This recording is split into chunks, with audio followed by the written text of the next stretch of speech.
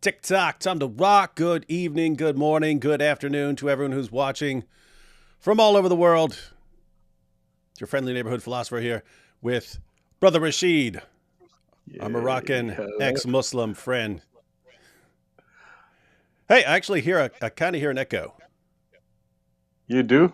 Yeah. Why did this thing? It normally gives me the opportunity to do an echo cancellation.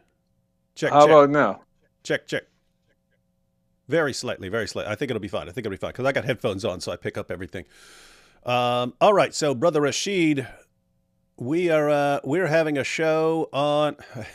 Wait a second. We have this. David, I've expected more of you. At least add AP so we can blame him. They're blaming us for being a couple minutes late. And they always want us to blame AP.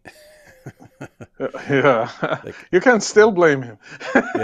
yeah. See, AP was bothering me behind the scenes and whining because he's not on the show. No, it's here in the AP. If AP's watching, he can jump in. But Brother Rachid said he had a list of his top 10 worst Quran verses. Top 10 worst Quran verses. And so I thought, hey, I'll come up with a list of my top 10 worst Quran verses, and then we could go through the worst Quran verses. And yep, we actually came up with different lists. We have several verses in common, but Mine are the best. yeah, hey, we might have to leave it up to the. Hey, I could do a poll at the end. We'll say who had the best top 10 list. Okay, That'd be fun. Good. And this whoever loses has to retire from ministry. Is that good? So hey, Brother Rachid, you want to jump right into these, or anything you wanted to cover beforehand? Well, we can start. I mean, it's exciting to imagine like we have to pick the worst verses in the Quran. Imagine if Muhammad knew that later on, 14 centuries later, it will be a competition about his Quran. Yeah. The worst 10 verses that would probably never crossed his mind. And I mean, it was actually hard, right? Narrowing it down to 10. Yes. Like if you had said top 25, I feel like that would have been pretty easy because you can get all the main ones on there. When it's 10, it was like so after I made my list, I'm looking at your list and I'm going, "Ooh, yeah, that is a good one. That's not on my list." And then even when I made my list, I had like 13. Off the top of my head, went to 13, and I was like, "Ooh, what do I cross off here? What am I going to cross off?" I wanted to make it hard. It is. All right, so you ready to jump into this? Yes, let's start. Number 1. Here we go. We got Surah 9:5, ladies and gentlemen. Surah 9:5. And you want me to read them, or you want to read them? I put up two translations. I just picked. Which one you put? I put Hilali Khan and Shakir. Okay, go ahead. You can read some. I'll read some. Okay, so I'll read. I'll go with the Shakir in there because the Hilali Khan on the left adds a bunch of commentary and stuff. But so the Shakir translation of Surah 9:5. So when the sacred months have passed away, then slay the idolaters wherever you find them, and take them captives and besiege them and lie in wait for them in every ambush. Then, if they repent and keep up prayer and pay the poor rate, leave their way free to them. Surely Allah is forgiving, merciful. So why is this on the list? Well, first of all, I want to ask you if it was on your top list. This actually wasn't, but it's kind of because of a weird reason. So my reason is so we know what this is saying. If you read Surah 9 verse 5, it sounds very, very, very, very evil. When the sacred months have passed away, slay the idolaters wherever you find them. And we know the role that this has played in Islamic history. We know what the commentators have said about this. They call it the verse of the sword. They say this abrogates any earlier revelations that don't involve fighting these guys and slaying them and so on. But the following following Zakir Naik, Muslims have a response, and they'll talk about other things in the passage, and they'll say, no, this is just talking about a particular situation and a couple of people who broke their treaties, and Islam is actually very peaceful and wonderful. So, and then you have to actually go through the commentaries and so on to show, no, this means exactly what it says, and you guys are misrepresenting the surrounding verses to try and twist it into something not as bad as it sounds. So anyway, so as far as what it's actually claiming and how it's been used by Muslims over the centuries, yes, this would be on my top 10. So again, that's why I said it's for a weird reason. I took it off because to unpack it, to unpack it against some Muslim who is going to respond to it, you have to actually go into other verses and some commentaries and so on. So that's why I said weird reason. I don't think you need to go anywhere else. We stay with just this verse, and we know it's a very, very dangerous verse. For why? Because it actually explicitly says that you can force people by the sword to convert to your religion. It's a forced conversion.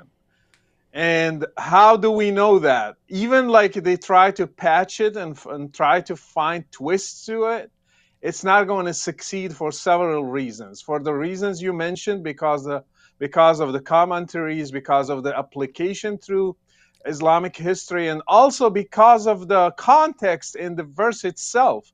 So it says, when the sacred months have passed, slay. Mm-hmm. It's slay the idolaters. It doesn't say those who attacked us, those who didn't keep their promises or whatever, like our agreements, our whatever reason. It doesn't say it. It says because they worship idols. Wherever you find them, everywhere. So it's not just particular place or tribe because they invaded us, because they were trying to do something to us. And take them captive and besiege them and prepare for them each ambush. But if they repent, and here's the problem. So some Muslims, they told me, no, these guys, they were trying to attack Muslims. I say, where does it say they were trying to attack Muslims? Mm-hmm. You are just adding that. It says if they repent. It's a religious matter. They repent from their religion and accept Islam and establish worship according to Islam and pay the jizya, which is pay the zakat. I mean, if they do the prayer, pay the zakat, then leave their way free. And this is what it says. According to the translation, different translations, they say, if they should repent, establish prayer, give zakat, let them on their way. Allah is forgiving and merciful. So it specifically says the reason why Muslims are attacking them, and specifically says when they will stop killing them is like when they convert to Islam. So it has no matter how you twist it, no matter how you try to patch it, I think you are stuck with the context, you are stuck with the commentaries, you are stuck with the history of Islam. It was applied on my people. I come from Morocco. They were Christians, they were Berbers, and they attacked them.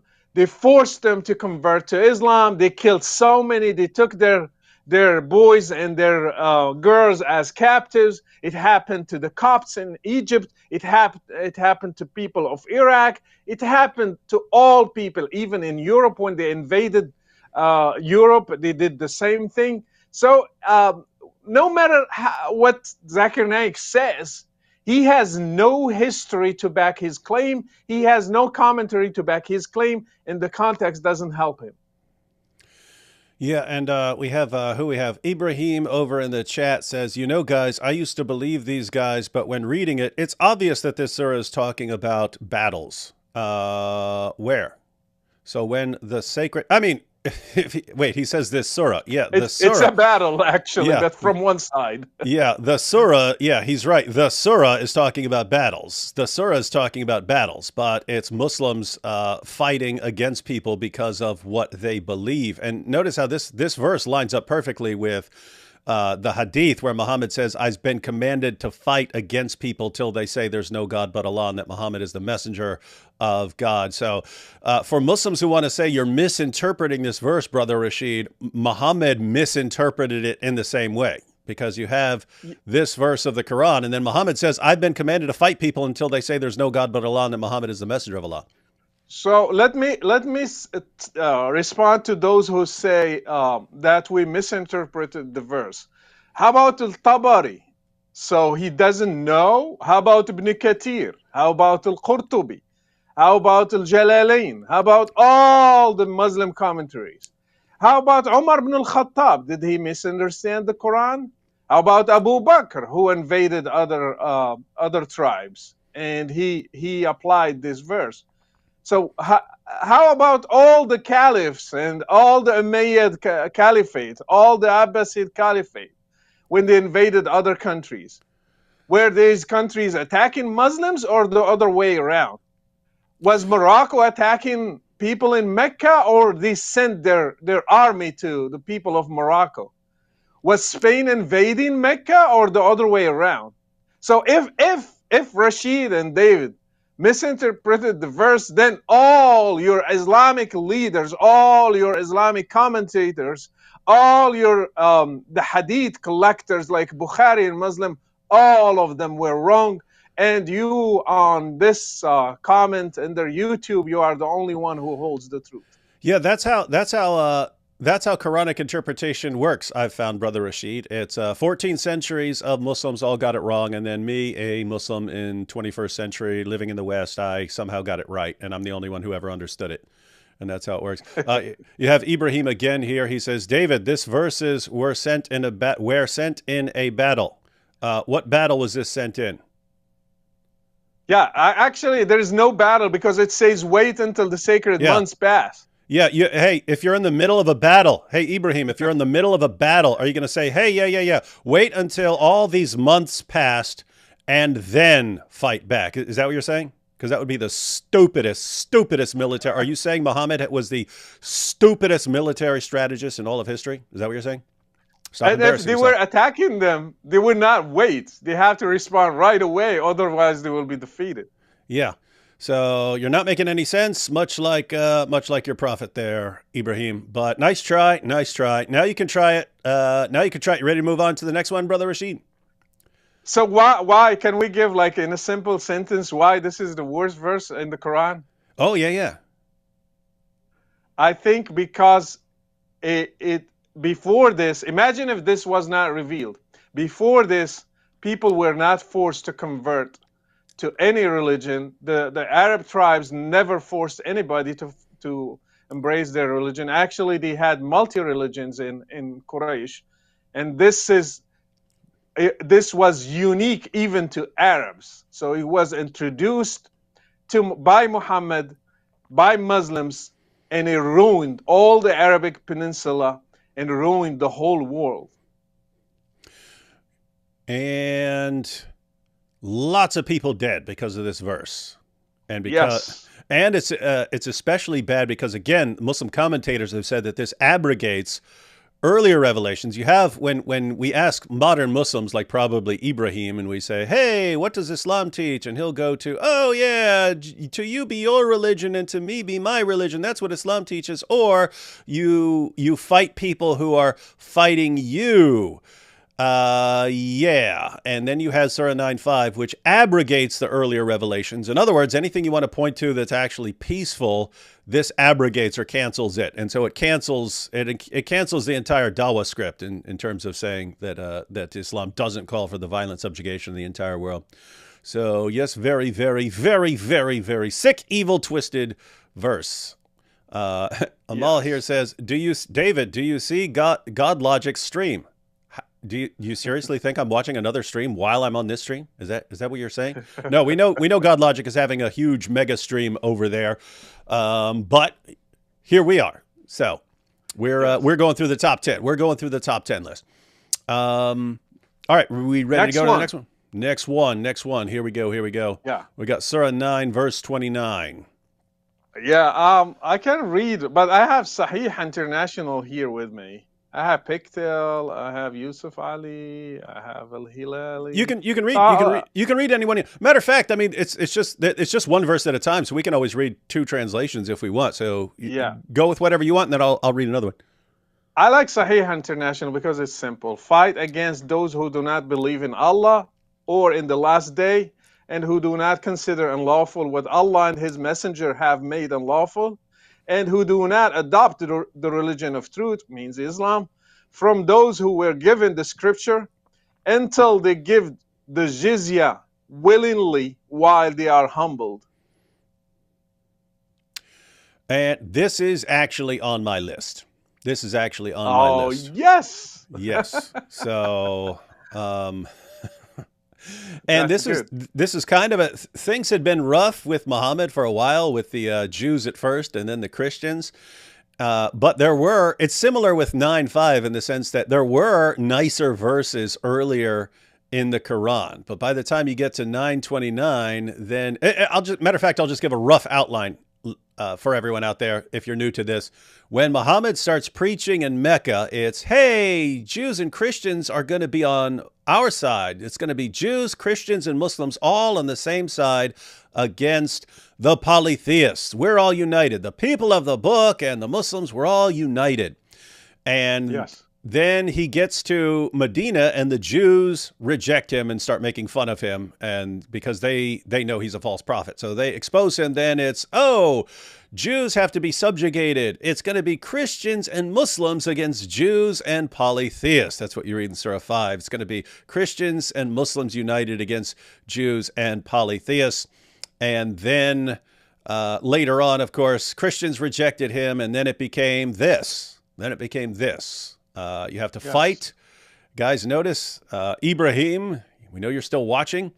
Ibrahim, you have a problem. If you're saying your God is really trying to say, fight people who are attacking you, he has a really weird way of saying it.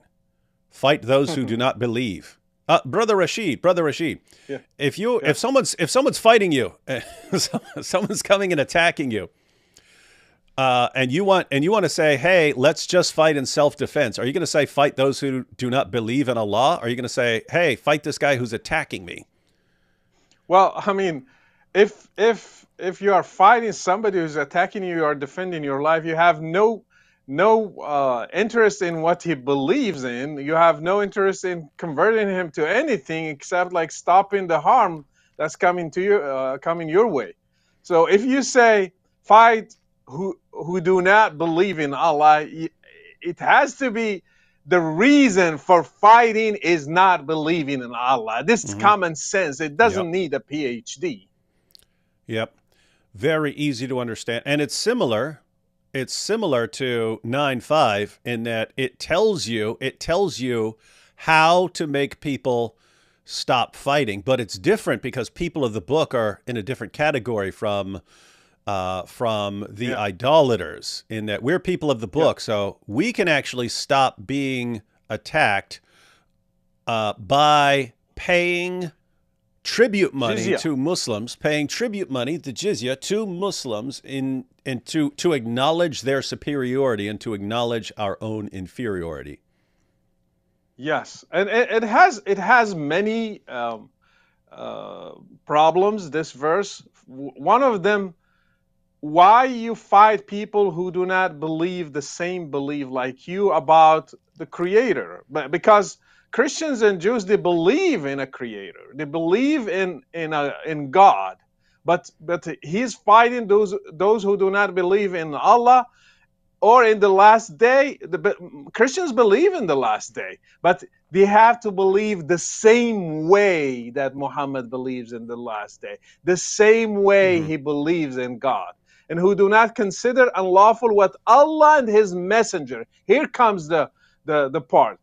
So they have to follow the laws of Muhammad, because that's what makes them really believers. Have made unlawful what do not and who do not adopt the religion of truth.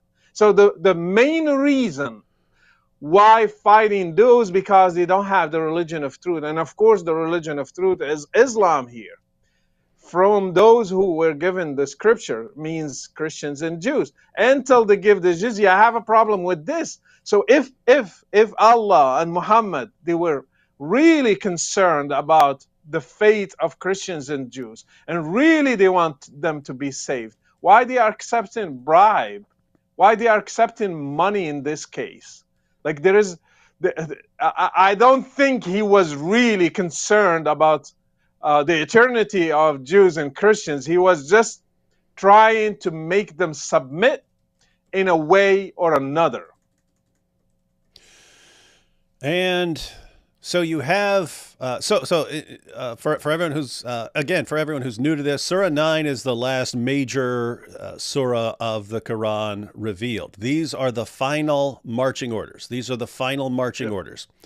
And so anything here that conflicts with things that happened earlier in the Quran, this abrogates them. And so you get the final marching orders. How are you supposed to treat idolaters? You're supposed to, when you're in a position of power, you're supposed to slay them wherever you find them, unless they convert.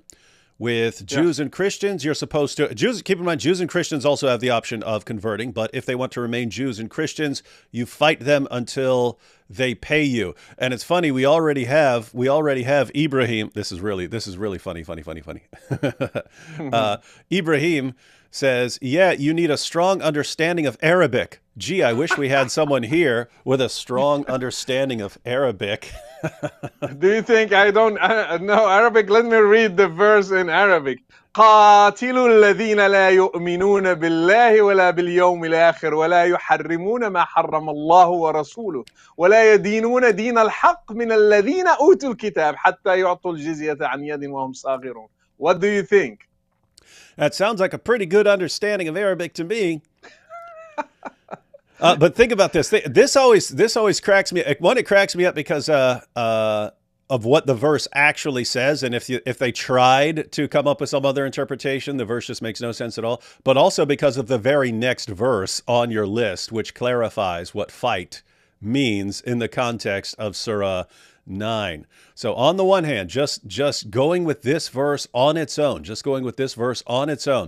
I've had Muslims say, oh, but fight here means debate them. You're going to debate them. You're going to preach to them. And okay, so follow the logic here. You're going to debate us until we pay you tribute money? Yeah. And acknowledgement of your superiority. So we're going to have a bunch of debates, and we're just going to say, "Oh, we're so mad, we're so upset with you debating us all the time that we're just going to pay you half our money. We're just gonna start paying you half." Because remember, you had the Jews of Khaybar who had to pay the jizya, and it was half their annual produce. So that's how this works, Ibrahim. We say, hey, stop debating us, and we'll pay you half our stuff. But let me, at least for the sake of argument, let me say David doesn't know, he doesn't have a strong understanding of Arabic. I don't have it. Well, how about Al-Tabari? Do you think he never understood Arabic? Nope, he was just clueless. Well, if you go to Al-Tabari, he explains it the same way we are explaining it in this streaming. Yeah, and Ibrahim, and by the way, Ibn Kathir as well in his Sirah. Oh yeah, I didn't want to mention everybody else. I just picked one. Ibn Kathir in his Sirah, he includes the historical background on this, and he says that he basically ties it all together. And Ibrahim, since you actually have no clue what you're talking about, this would be a good, you can follow along. But if you go to Surah 9, verse 28, that's when Muhammad is told that that the pagans will no longer be allowed to take the pilgrimage to Mecca and so on. And it's in Muhammad's tribe, the Quraysh, they were worried about how this would affect their relations with the unbelievers. They had trade agreements and so on, and the pagans took the pilgrimage to Mecca, and if you just said, hey, you're not allowed to go here anymore, that's going to affect how well you get along with the rest of Arabia. And so the Ibn Kathir says that they're told this in Surah 9, verse 28, pagans can't take the pilgrimage to Mecca anymore. The people of Mecca were worried this is going to hurt our trade, But then it says, but Allah can enrich you if he wills. And then next verse, how's Allah going to enrich you? Fight those who do not believe in Allah. You're going to fight the Jews and Christians until they pay you jizya. That's how you're going to make money. And he says, after this, Muhammad raised his army and went to fight the Romans at Tabuk. In other words, he wasn't because the Romans were attacking. It's because he'd been commanded to fight and subjugate Jews and Christians until they pay tribute money. So somehow Ibrahim knows better than Tabari, knows better than Ibn Kathir, knows better than 14 centuries of Muslims, because that's how things work. I have a simple question for Ibrahim and whoever thinks like him. If this verse doesn't mean to fight Christians until either Christians and Jews until they either convert to Islam or live as dhimmis, second citizen status, paying al-jizya, which is like you pay something, a very high tax to Muslims, and you pay it with inferiority. You have to be subdued. You have to be humbled. You have to be humiliated, actually.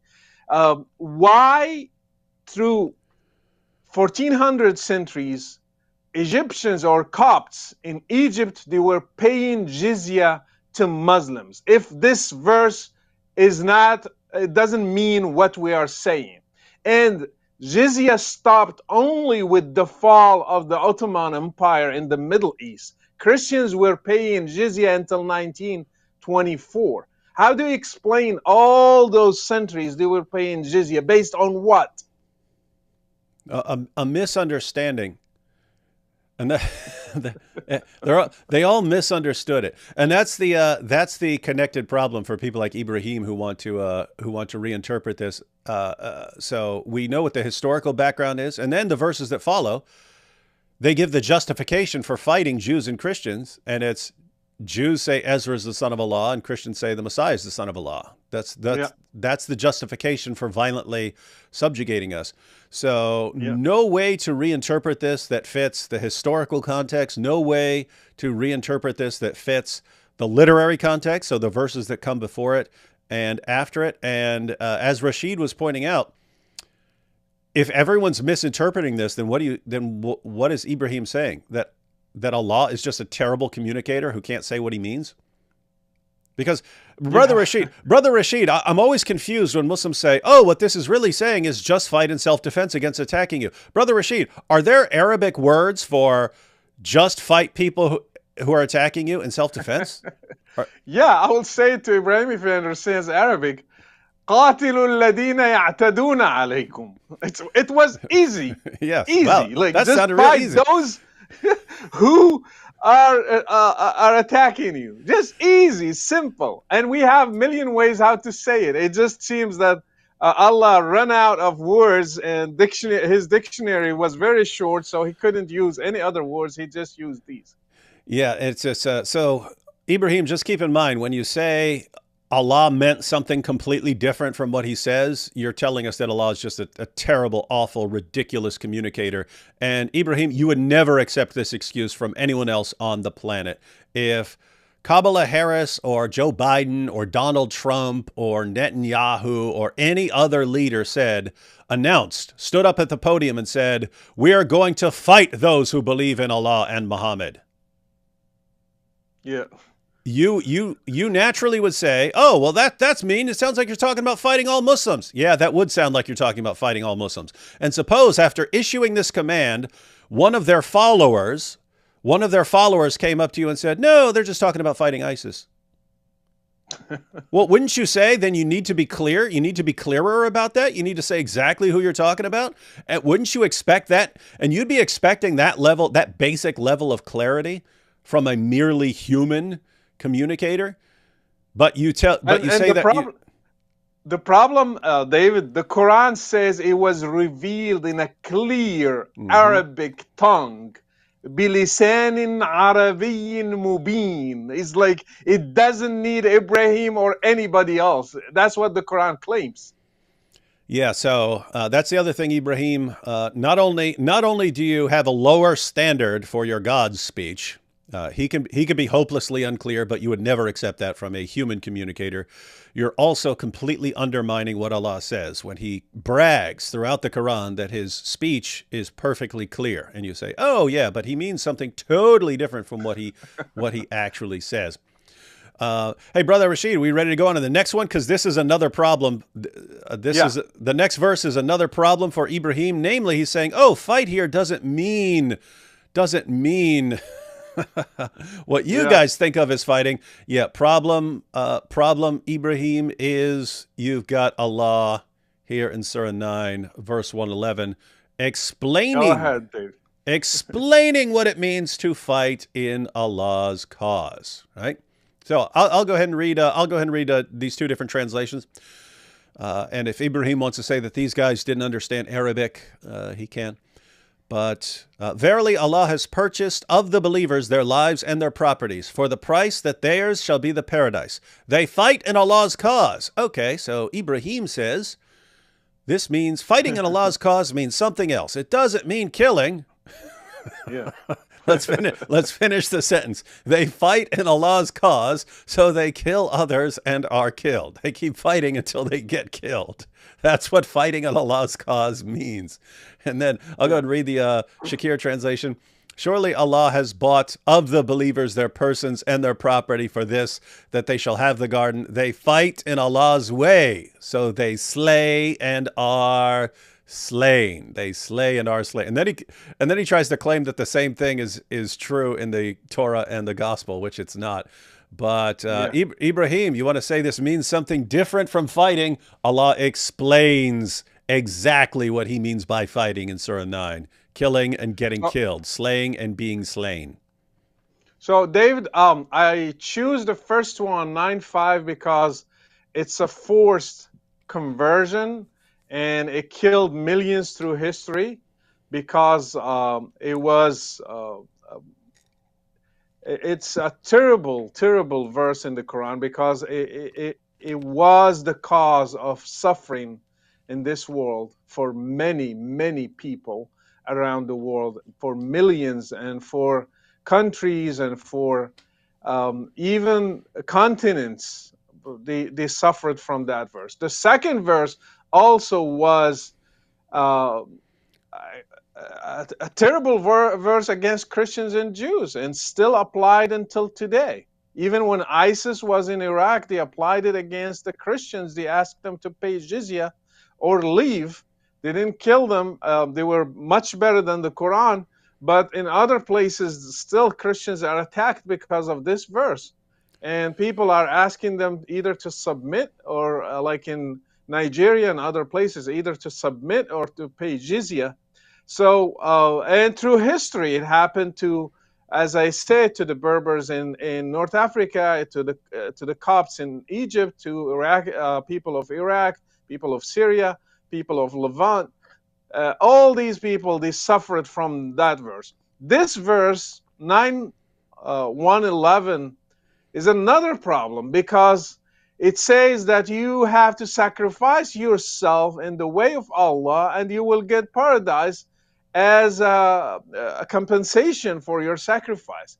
This one actually was one of the main verses used by suicide bombers, because they believe that Allah purchased their souls from them, and they will sacrifice while they are killing others. They will sacrifice themselves, as it says that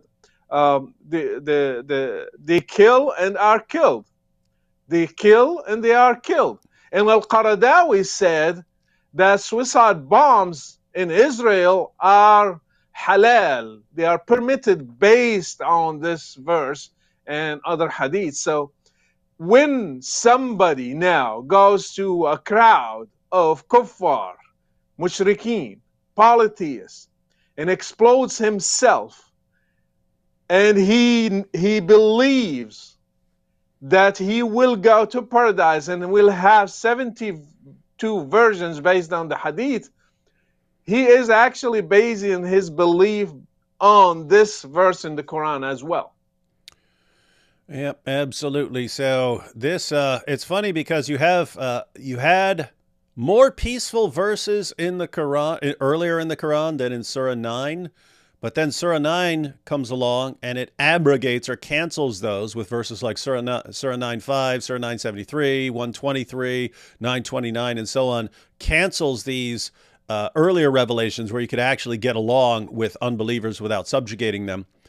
But then 9, Yep. 111, for people who want to reinterpret 9.5 and 9.29 and say, oh, you know, fighting means something else there. It means something completely different.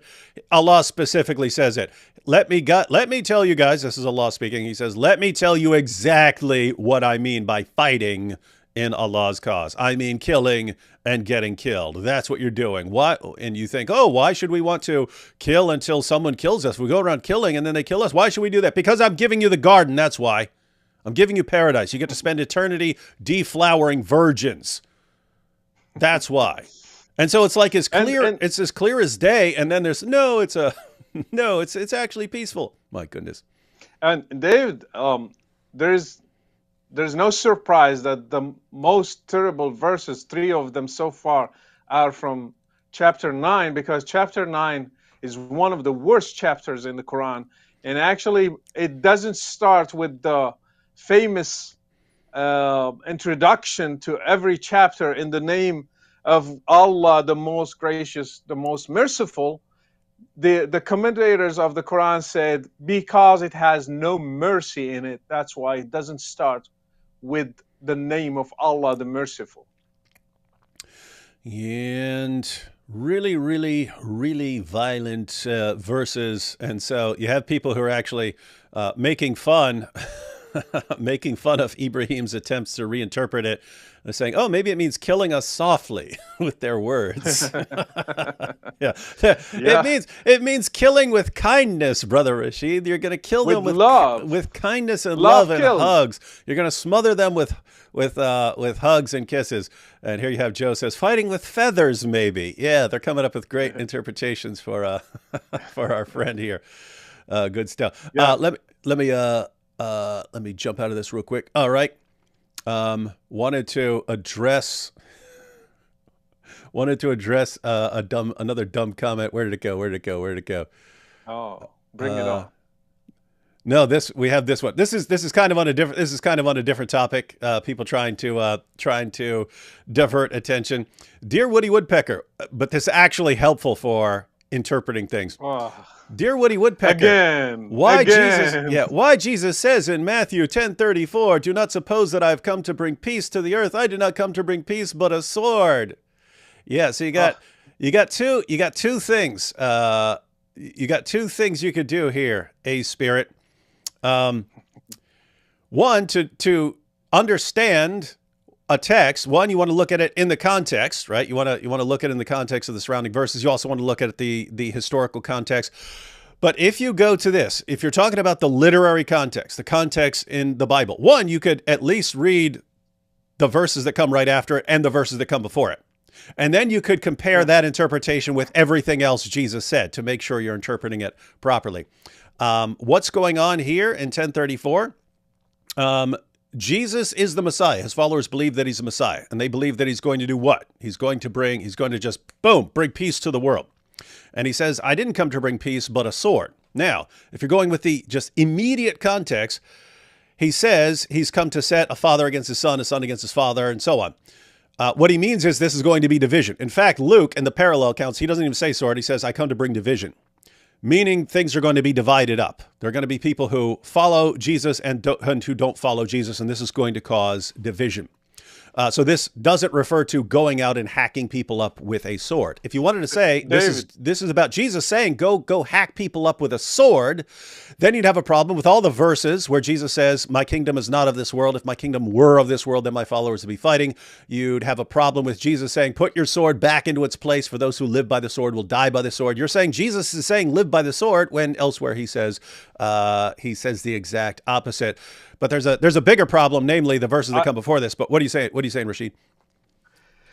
This verse applies to people who convert to Christianity and suffer persecution like me. That's the other thing. That's in the context.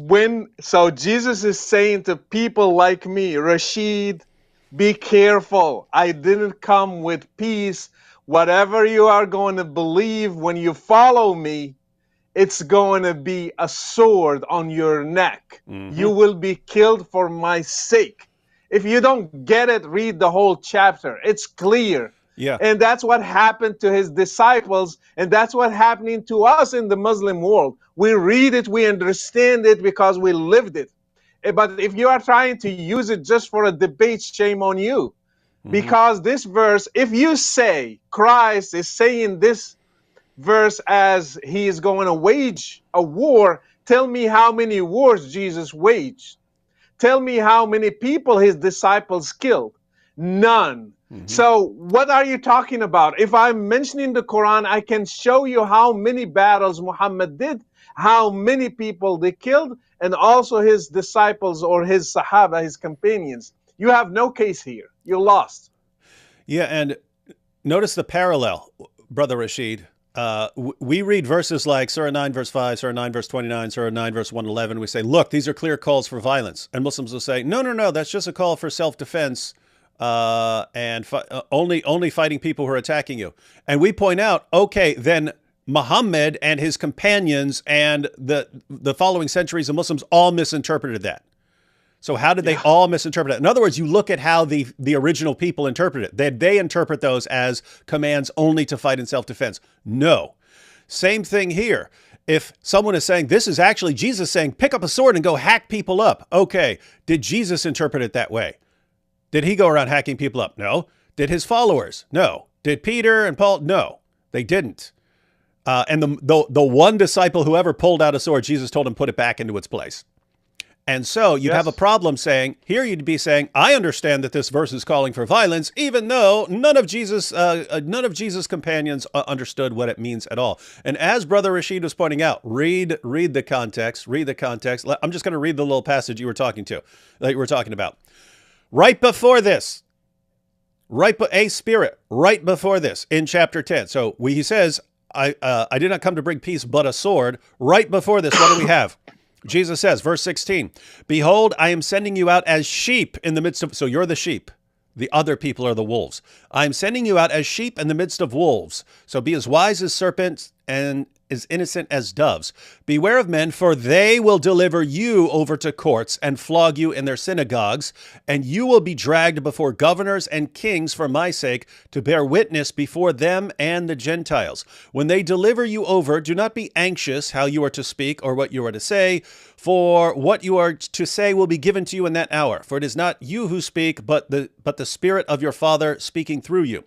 Brother will deliver brother over to death, and the father his child. And children, keep in mind, later on when he says father against son, son against father, brother will deliver brother over to death, and the father his child. And children will rise against parents and have them put to death.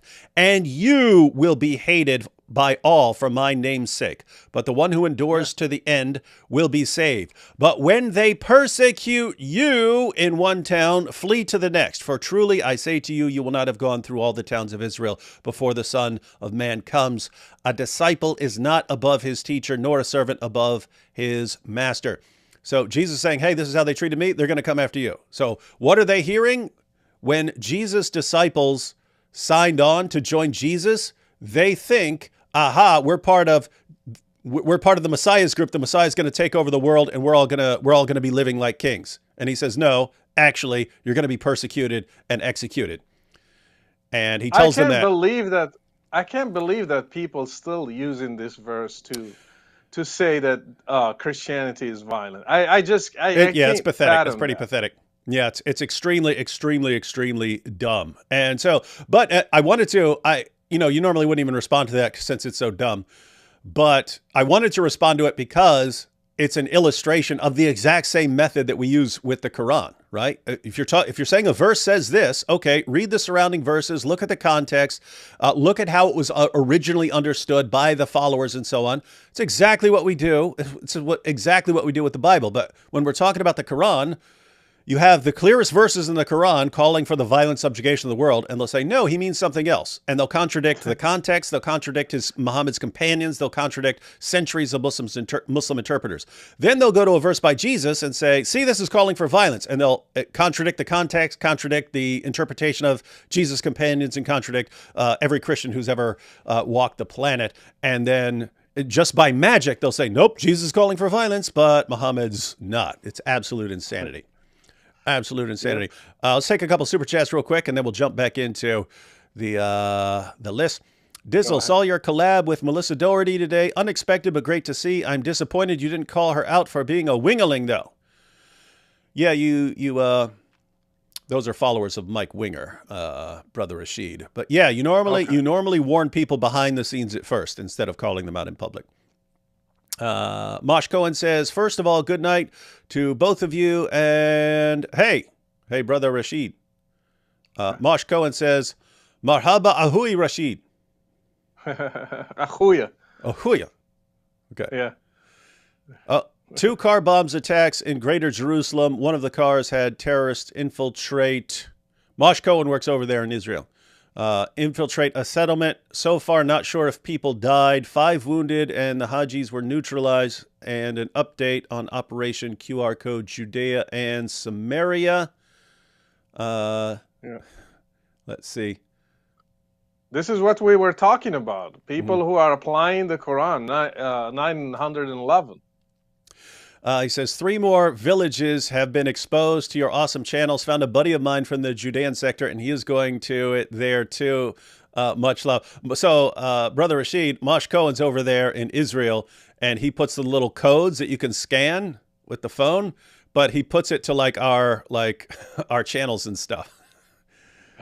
So he goes around spreading. He goes around spreading a code to send people to YouTube videos and YouTube channels and so on. So super cool stuff. And he said, you need to know Arabic, says the people who do not speak Aramaic yet butcher every Talmudic passage they find online by their Muppet Daoists. Yeah, that's the great stupidity here. Everyone, no, you can't understand multiple levels of stupidity with, oh, you can only understand the Quran in Arabic. Well, what good is it if the vast majority of the world's population don't speak Arabic, and you even have hundreds of millions of Muslims who don't speak Arabic, but it can only be understood in Arabic. So that's one problem. Another problem is the Quran says that the reason it was revealed in Arabic was for Arabic speakers, because Arabs couldn't just trust Jews and Christians, what Jews and Christians were saying about their scriptures. You needed something you could read for yourself.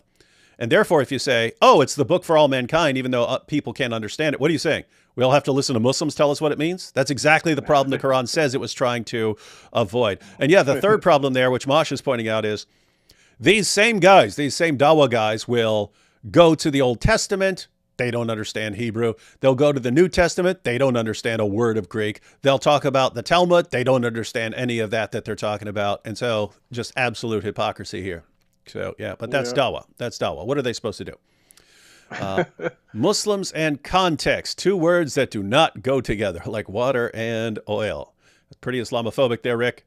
And is it possible Islam used to be a sect of Christianity of some sort? It is a theory that Islam it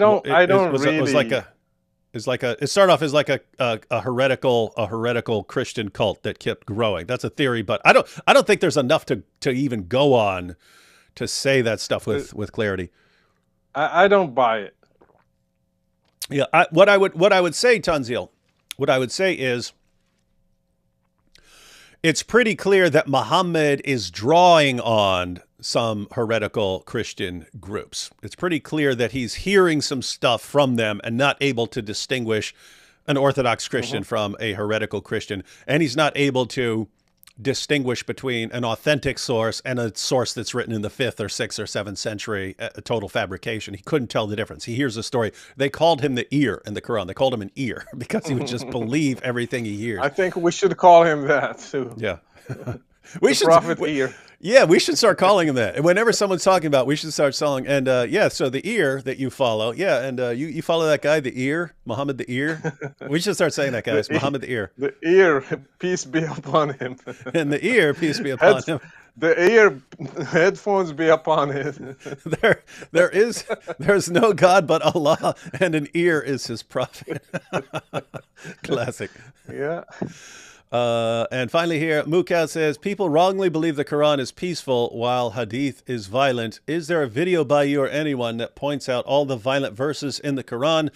If there isn't, could you make one or series of videos, please? Yeah, I used to make lots of videos on this stuff, Mukau. And the one that's most relevant was one I made. It actually eventually got banned by YouTube, even though it's like, I have no idea why they would ban this. There's not against any policies, but it's titled, too violent. It was titled Top 10 Quran Verses for Understanding ISIS or something like that. And I went through everything that ISIS was doing, and people said, no, you see, they're not Muslims. They're killing fellow Muslims. So that means they're not Muslims. And I would quote 973, where Muslims are commanded to fight not only unbelievers, but also hypocrites. So Muslims who aren't following it properly and so on. So I just went through and I put all these verses together. Again, eventually got banned but that was complete Quran. There was no hadiths there. Yeah. And we're kind of doing that now, Mukau. We're kind of going through just what the Quran says. Notice, I mean, I'll mention a hadith here or there that's kind of relevant, but that's just to show that I'm only quoting hadiths now just to show that how we're interpreting the Quran is exactly how Muhammad interpreted the Quran. So in other words, if a Muslim says, what he really means is this, and Muhammad said, no, it means exactly what it said, then a Muslim is setting himself against Muhammad on that, which would be a big no-no. Muhammad's supposedly the walking Quran. And David, I would like to sponsor your consumption of one page of the Quran on behalf of A Spirit, Ibrahim, and other dinguses just attempting to waste everyone's time. Hang on to that thought, stuff and things. Wait for a show with AP.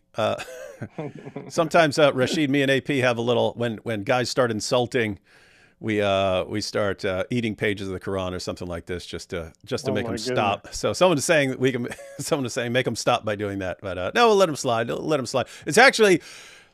They're actually helping us notice stuff and things. All the comments with the complaints and so on. It's actually helping us. We're going through the proper methodology and expanding upon that. So your stomach now is holy? Yeah, that's how we do. I mean, think if Muhammad said drinking his pee would mean that you're never going to have a stomach ache again. Imagine like eating the speech of Allah, what that would do for someone. Powerful stuff, powerful stuff. Don't drink wine on it. Yeah, don't do that. Don't eat pork on it next day. No, you'd be in all kinds of trouble, All right, we ready to jump back into the Quran here? Yes. And here we go. Here we have next up. This is on my list. I don't know if you have the same one, but this is on my list. Not on my list. Not on my list. Wasn't on my list. But very good verse. If I were to make a top 20, this would be in the top 20, but it wasn't in my top 10. But you want me to read it, or do you want to read it in the Sahih International, or? Well, let me see. I think I will pick Pigtail because this one. Sahih International says battle has been enjoined upon you while it is hateful to you, but perhaps you hate a thing and it is good for you, and perhaps you love a thing and it is bad for you. Mm-hmm. And Allah knows while you know not. So Allah knows what's good for you. So He ordered you to wage battles, to wage war. I know you hate it, but I know what is good for you. Mm-hmm. What is good for you is to kill people and go after them and convert them by force and go after the Christians and Jews. I know you hate it, but Allah knows better. So this is actually a summary.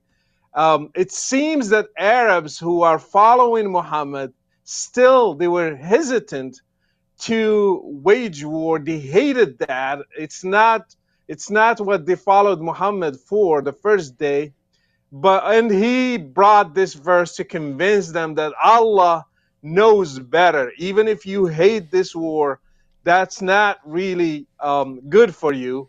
to hate this war. What is good for you is to wage war against other people. Yeah, and this is another especially bad verse because you would have. I mean, think about this, because this applies to even to Muslims who today would try to reinterpret the Quran to think that it's peaceful and so on. Who are these Muslims? Who are Muslims who are saying, no, the Quran's actually peaceful? These are people who don't like fighting, right? Just by nature, they don't like fighting. They don't like the idea of fighting.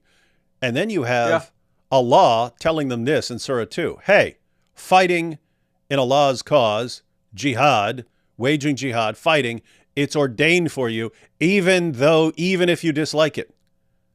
And did it ever occur David, yeah. David, this is really a good answer to Ibrahim, because I mean, it seems they hated fighting. It's not, if you are attacked by someone, you don't have the time even to hate it or love it. You just defend yourself. Who hates defending himself? Mm-hmm. Nobody does. It's by nature you start defending yourself. So if the Quran says that the followers of Muhammad hated to wage war, it means like they were not defending themselves. Yep. And you already had commands earlier in Surah 2 that you, of course, have to fight in self-defense and so on, fight those who fight you and so on. And here you have, but now we're talking about jihad. Hey, it's ordained for you. But we don't like it. Doesn't matter if you don't like it. Isn't it possible? Isn't it possible, Muslims, that you dislike something which is good for you? And that you like a thing, namely not fighting, which is bad for you? Allah knows, so Allah knows better than you. Allah knows better than you. He knows that you need to go out and fight. And this is actually better for you. So, yeah, again, this is really rough stuff, because it tells peaceful Muslims to be violent. It tells people who don't like violence that they need to be violent anyway. People who don't want to kill, that they have to kill anyway. People who don't want to subjugate the world, that they have to anyway. And you have tons of Muslims who wouldn't even know this verse, because Muslims almost never know anything about the Quran beyond the things that they recite for their prayers and things like that. But this is one of the verses we're told, but look at all the peaceful Muslims. Yes, keep in mind, there are tons of peaceful Muslims who don't want to fight us, don't want to kill us, don't want to do anything. They just want to live normal lives and so on. As Islam expands, these are some of the verses that Muslims would then bring to the peaceful Muslims. And they would say, hey, what you're doing right now, Allah condemns you. Here are the verses, so pick your side. If you do not care what Allah says here, we're going to classify you as an apostate. So change your tune right now and get with the program. And they would be required to get with the program, or they would be victims of jihad as well. They would be put in the apostate category, the heretic category, or something like that. Another comment, by the way, a spirit, this is the last time I'm going to respond to you, because I don't have time for this. We're trying to go through our verses. And so if you keep posting complete nonsense, I don't know, we might just ban you.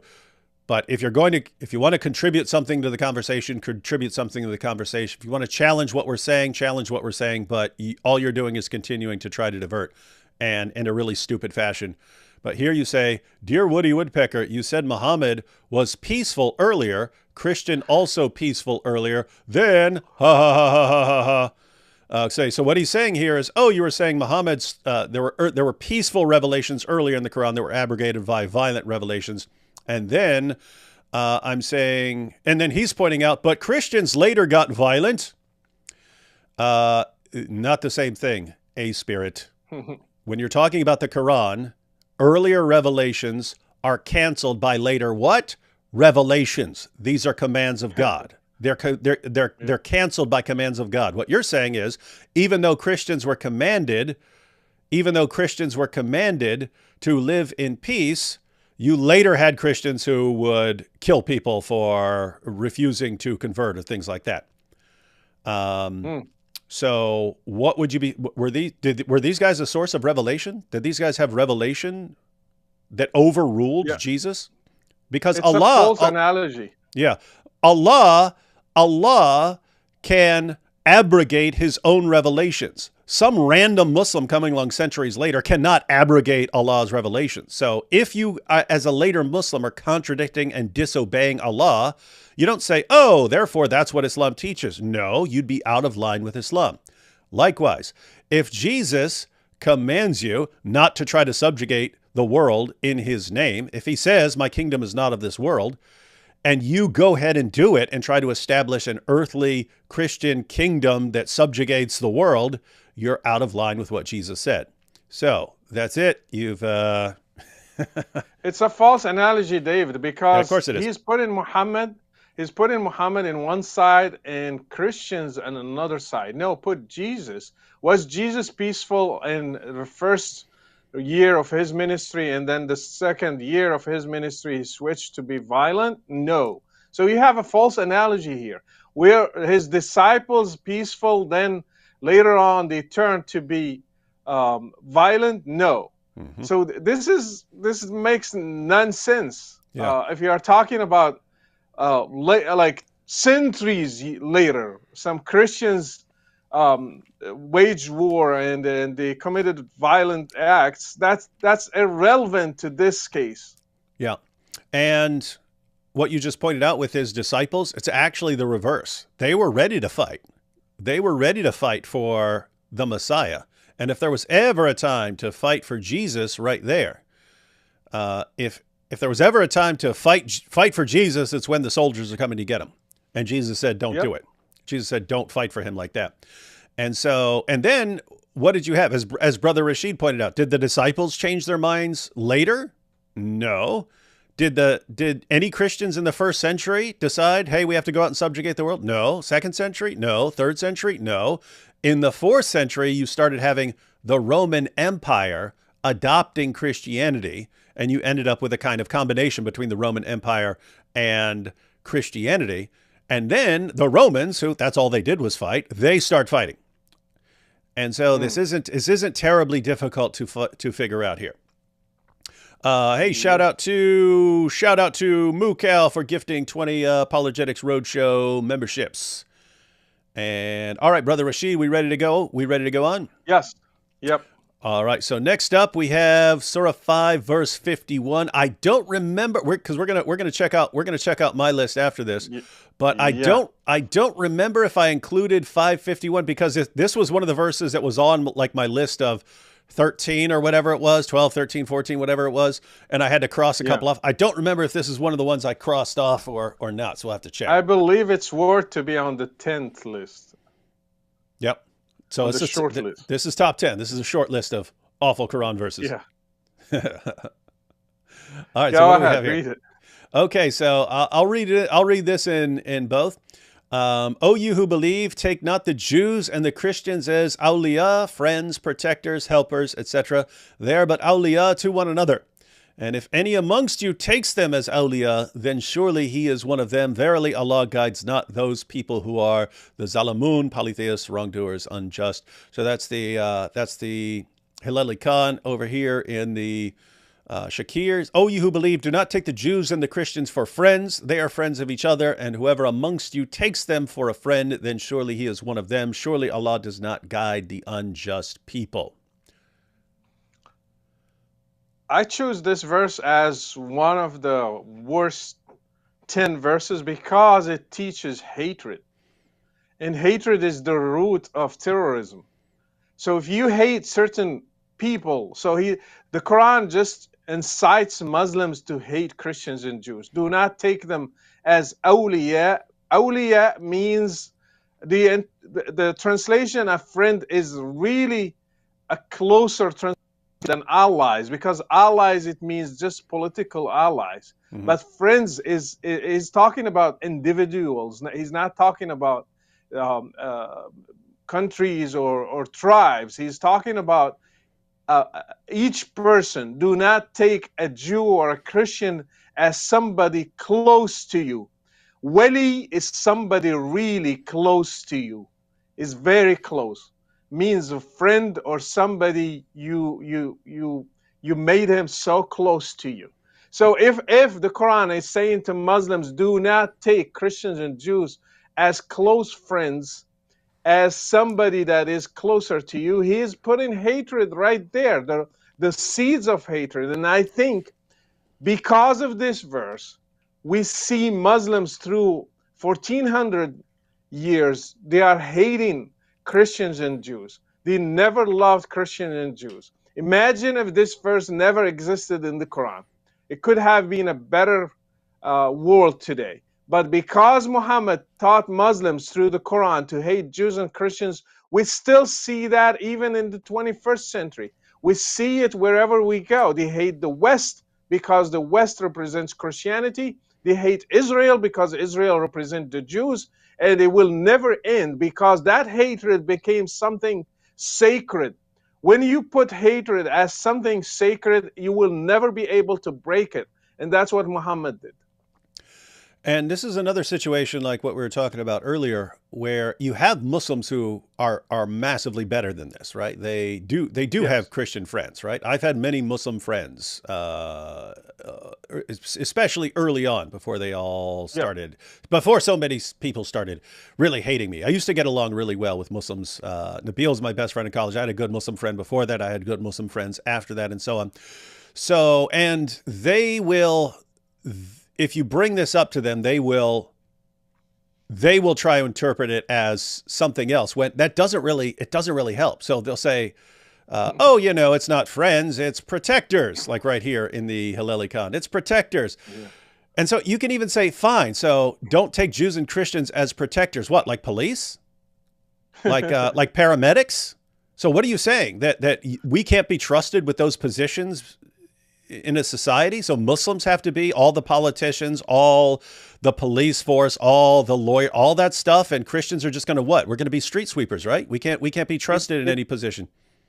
it doesn't make sense in the context of Islam because imagine Muslims in Medina, they have a powerful army, they are subjugating other tribes. Why they will take Jews and Christians as protectors? Actually, Jews and Christians were weak. They didn't have an army. So how are they going to take them as protectors? It doesn't make any sense. Yeah, and it's also funny because elsewhere in the Quran it refers to the awliya of Allah, which is, and you Yeah. look at it, it says the friends of Allah. But if you want to say the Yeah. protectors of Allah, it's like, wait, now Allah has bodyguards to protect him from all the people who are going to come get him and so on. So yeah, but guys, this is just the Quran over and over again is just encouraging endless hostility between Muslims and non-Muslims. Fortunately, there are plenty of Muslims who don't follow this, but that's kind of the point. As Islam becomes more aggressive because it spreads, the more aggressive Muslims will come to the nicer Muslims and say, guys, you're completely out of line. You cannot have that Christian friend. You can't. It's right here. And guess what this is saying? If you, I mean, this is a straight up threat. If you decide to be friends with that Christian, you're a Christian. We're going to treat you like a Christian. And so we're going to treat you like an apostate for not obeying. We're not obeying Allah here. Very dangerous stuff. But guys, this is exactly how this would play out.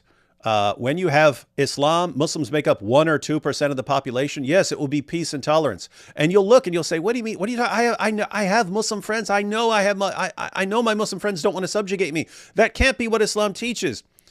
And later on down the road, once it gets to 10%, 20%, 30% of the population, the message is going to change. And even if your Muslim friends were completely sincere, they are going to be threatened with passages like this. You either stop being friendly with those Christians and those Jews, or we're going to treat you like a Jew or a Christian because you're not a Muslim anymore.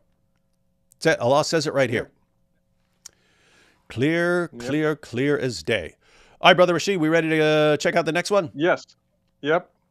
All right. And for the next one we have, and I have to say, this was on my list too, but when I put it on the list, I was thinking, it's interesting that this doesn't come up more than it does, because very common to bring up Surah 9, verse 29 and things like that. We use those passages all the time. But I realized I almost never use Surah 58, verse 22. I just used it in a video, I think like 2 days ago or something like this. So I just used it. But I was thinking about it then. I was like, why don't I use this verse more? Because this is really, really messed up. So good. It's good that you got it here. And I did. But that's the point. I put it on my list and I was thinking, wait, if this is one of the top, if I think this is one of the top 10 worst Quran verses, how come I almost never use this?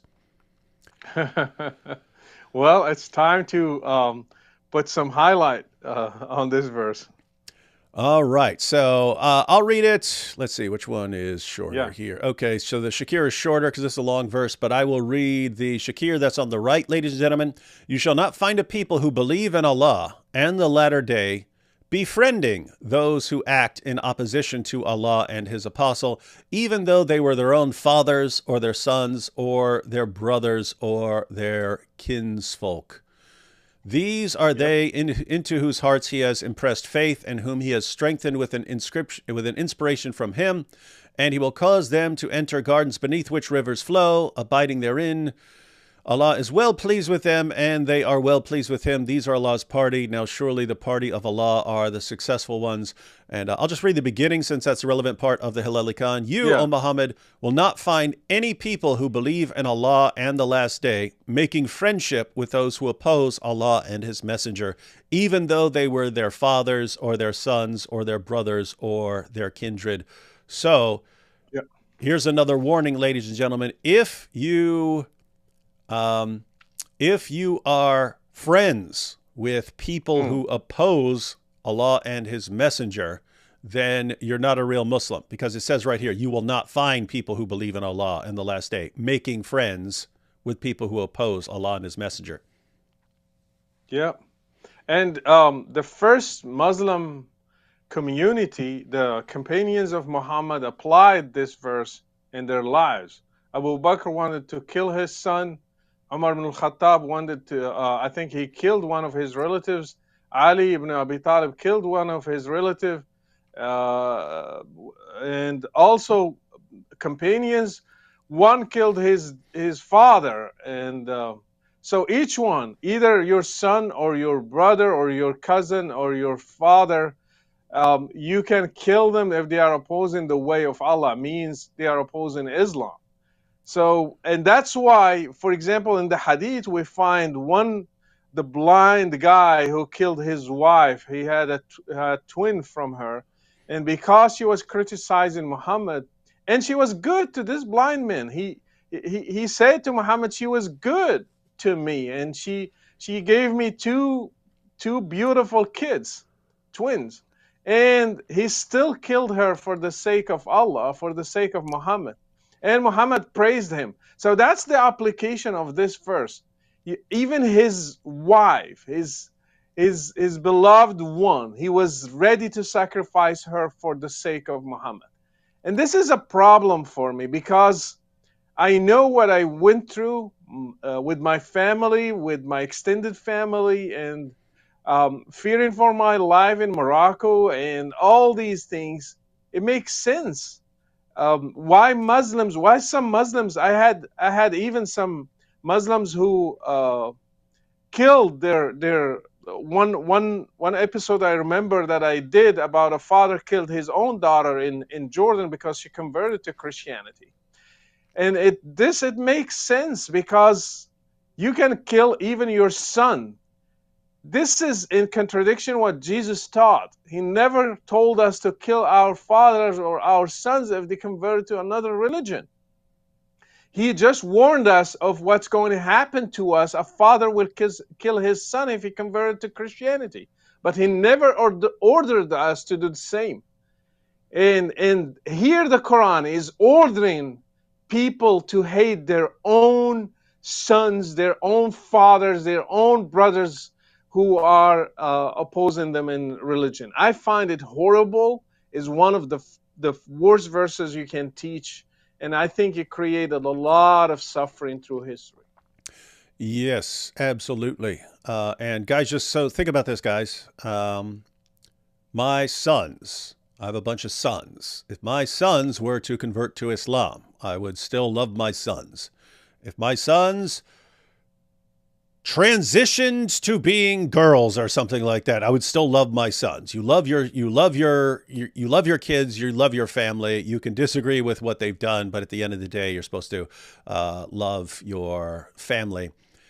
Islam says no, not if they are not on board with Allah and Muhammad. It says even if they're fathers or sons or brothers or their kindred. And not just that, it's you can't. You're not allowed.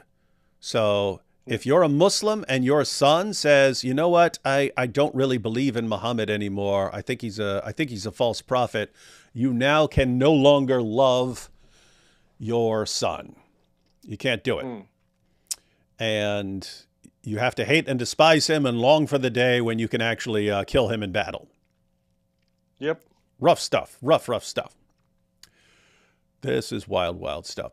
All right, so just wanted to do one quick question here from Ice Cream Sword.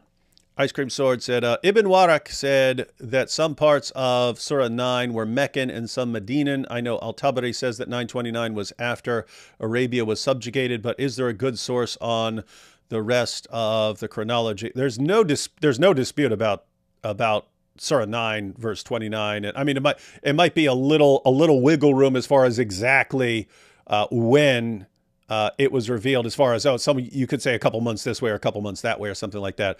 But there's no dispute that these are some of the final marching orders of the Quran, 9:5 and 9:29. Yeah. You can look at Ibn Kathir, again, in the Battles of the Prophet or in his Sirah.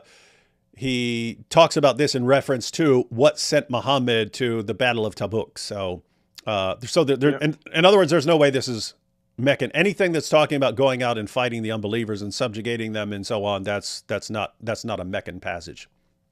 Yeah. And if you find like some verse there that probably was Meccan in chapter 9, which is unlikely, even if you find one, it's just because when they were gathering the Quran, some verses they were just they didn't know where to put them, so they put them in certain chapters, and that's why we don't have something reliable that can tell us exactly the chronology of all the verses in the Quran. Some verses you would not be able to put them in a period or another, but others you can clearly put them, like David said, 9:5, 9:29. You can clearly put them at the end of the Medinian period. Mm-hmm. Yeah, so that would be the idea. Ice Cream Sword is that if someone wants to argue that certain verses are from the Meccan period, that would be just, hey, we need a place to put this at some point. But as far as like the things that are talking about going out and waging battles and so on, no disputing that. So definitely the bulk of Surah 9 is towards the end of Muhammad's career as the most obvious false prophet in history. Anyway, hope that helps. All right, Brother Rachid, we ready to jump into the next verse? 533. And here we go. Surah 5, verse 33 of the Quran. And I did not include this one. Why? I need to ask you one. Indeed, the penalty for those who wage war against Allah and His Messenger and strive upon earth to cause corruption is none but they be killed or crucified, or that their hands and feet be cut off from opposite sides, or that they be exiled from the land.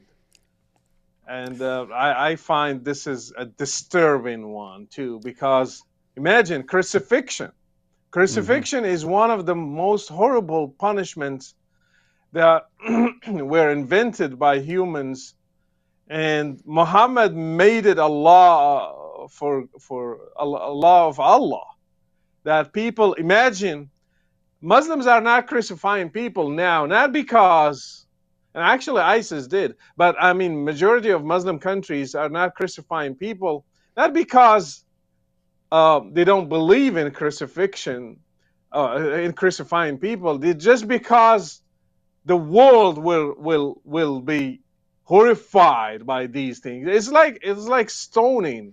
They didn't stop stoning because they believe it's not revealed by Allah, but because the whole international community was against them and was looking at them and saying, what is this? Why you are doing this in the 20th century? You need to stop these things, otherwise you would not be member of the international community and you will be isolated. So they were shunned, they were embarrassed and actually removed it from their penal codes. Otherwise, you will still see Saudi Arabia stoning people and Saudi Arabia crucifying people, but they don't do it anymore. because it's not a good image in front of other countries. Yeah, and I have to say, the main reason I didn't have this on my list is I just forgot about it. Okay, I Yeah, accept that. yeah. But So, but crucifixion, definitely. Imagine like yeah, somebody saying you have to crucify, no matter what mhm, he did. I mean, imagine you crucify a person in public places, yeah, and it's like, I mean, yeah, give me a break if this is Sharia that needs to be applied today. yeah. And uh, there's another thing that's especially bad and dangerous about this. So this is one of the verses that I mean, this is one of the verses in the Quran that I use most frequently, and it's mainly because so many people who want to claim that Islam is peaceful quote Surah 5, verse 32. And this became, I mean, politicians were quoting it for years. I saw this on CNN all the time. Barack Obama quoted Surah 5, verse 32 after a terrorist attack.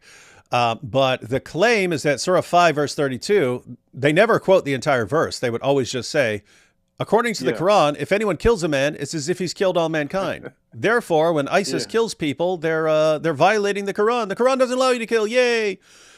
When if you actually read it, it's that Allah revealed this to the children of Israel. It's a quote from the Talmud, Mishnah Sanhedrin.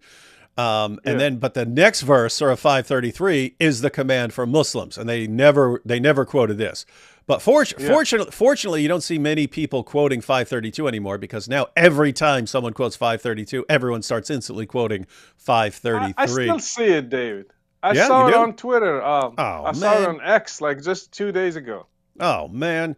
So there's some people who haven't caught on. So guys, whenever someone quotes Surah 5 verse 32, first thing you do, ask them to quote the entire verse. That's when they'll have to include children of Israel. And then ask them to quote the very next verse, because if killing isn't allowed according to Surah 532 and you think that applies to Muslims, what do you do with the very next verse 533? But the other thing that's really especially horrible and awful and dangerous about this is that these penalties are the recompense for waging war against Allah and his messenger and doing Yeah, mischief in the land, right? How do you and wage that's war? Oh, go ahead. and that can be interpreted That's the point. anything. Absolutely anything, right? Yeah, so guys, Yeah, there are Muslims who, when you bring up 533, they'll go, no, it's talking about war. It says wage war. Yeah, how do you wage war against Allah? How are we waging war against Allah? Are you sending a battle out to fight against Allah? Read your commentaries opposing Allah. Even according to Ibn Kathir, even unbelief is opposing Allah, is waging war against Allah. So anything you're doing, Dave, you are waging war against Allah in every video. yeah, right now we are waging war against Allah according to Islam and according to the commentaries, and um, lots of what we do in life would be qualified as waging war against Allah. So don't say, "Oh, this is talking about battles." No, it's not. And you can even see it for doing mischief in the land. Yeah, Doing what's mischief in the land. mischief? That's the problem. In fact, that's my biggest problem with this, Rashid. If mischief were clearly defined and it said that, oh, if someone's a terrorist and kills a bunch of people, then you're going to have all these horrible punishments. That would be one thing. But it's not. It's just mischief in the land or corruption in the land. And to this day, you'll see Muslim countries when they don't have, like if this happens to Christians in Iran, when the government arrests them and throws them in prison, it charges them with spreading mischief in the land. Yeah, It's applying 533. When Ali Dawah threatened the apostate prophet and said that he would be executed in an Islamic state, he said, because you'd be causing corruption in the land. And yeah, so yeah, you've got Muslim scholars, Muslim Dawah clowns, all these guys, they understand this is a call for violence. And that, guys, think about this. Once you have accepted the idea that you can kill, crucify, or chop people up for the vague crime of making mischief in the land, you can kill people for almost anything. You say, hey, I don't like what you said. I don't like what you said. You're causing mischief. I don't like the idea you just shared. You're causing mischief. I don't like what you said on Twitter. You're causing mischief in the land. I have to kill you and crucify you. This is very, very dangerous here. And it's still having people killed. Look at the punishment. The the goal is not to stop any crime. The goal is the goal is actually to torture people, because cutting hands and feet from opposite sides and letting people die slowly, and also crucifying them, letting them die slowly. What's the purpose of that? And actually, now countries, even those who have death penalties, they are looking for the ways that will not torture people, just like it will end their lives, but in the most peaceful way possible, so they can go without being tortured, because torture itself is a horrible thing. But Islam teaches torture. It's like somebody is pleased to see people suffer for the longest time possible. And this is not really a law. This is somebody sick and is mentally sick. And I think Muhammad was mentally sick. Yeah, definitely something wrong with that dude. No question there. Yeah. Hang on. Where did this comment go? I just saw one by Ibrahim that I wanted to share because it's totally hilarious. Oh, yeah, here we go. Ibrahim says, Allah says, do lie, do not do bad, do not kill anyone. Well, you're right about the do lie part, Ibrahim. Allah definitely encourages lying. Remember, according to Muhammad, war is deceit. And in fact, one of the verses on my list is going to involve lying. But glad you admitted that. But as far as do not do bad and do not kill anyone, do not kill anyone. Are you joking, Ibrahim? Yeah. They slay and are slain. It's literally talking about killing someone. So Ibrahim just declared himself to be a prophet. Ibrahim, seriously, I hope you're not in a Muslim country, because if you go around treating the Quran the way you do in this chat section, they'd have a serious problem with you, thinking you could just contradict Allah, say the exact opposite of what he says, and that you'll be fine. Very dangerous. Stay safe. In fact, they would even charge you with what? They would charge you with making mischief in the land. They would charge you with making mischief for spreading these dumb ideas. So anyway, yeah, be careful. Be careful. Try to live in a Western nation if you're going to say these things, because it's not safe for you in a Muslim country saying these things about Allah and the Quran. All right, Brother Rachid, we ready to go on? Yep. The other one is closer to it. That's why Yep. I added it. Yep. 538. This was not on my list, but explain why it's on yours. You want me to read it, or you want to read it? Yeah, go ahead, read it. Okay, so I'll read the Shakir on the right-hand side. And as for the man who steals and the woman who steals, cut off their hands as a punishment for what they have earned. An exemplary punishment from Allah, and Allah is mighty wise. So man steals, woman steals, chop off their hands as punishment. The end of the verse says, Allah is mighty and is wise. See how he came up with the best solution for stealing is you cut the hands. So instead of dealing with this problem and trying to tackle it from social point of view, and from other solutions, like Western countries, now nobody cuts your hand, you go to jail for that. So, and even in Muslim countries now, they know it's not a good idea to cut the hands of people, so they are putting them in jail. In the Middle East too, even in Saudi Arabia and other places, if you steal, you just go to jail. Imagine anybody who steals will have his hand cut. So what good to society we will do? We will just have a bunch of people who have hands cut. And what production? How are we? I mean, also harming them in their body. If they see, sometimes people do not have money and they steal. Sometimes they have good reasons. I'm not encouraging stealing, but they have like some justification, and you will feel sympathy to them, because if they had a better source of income. I'm not saying like everybody's like that, but sometimes you see.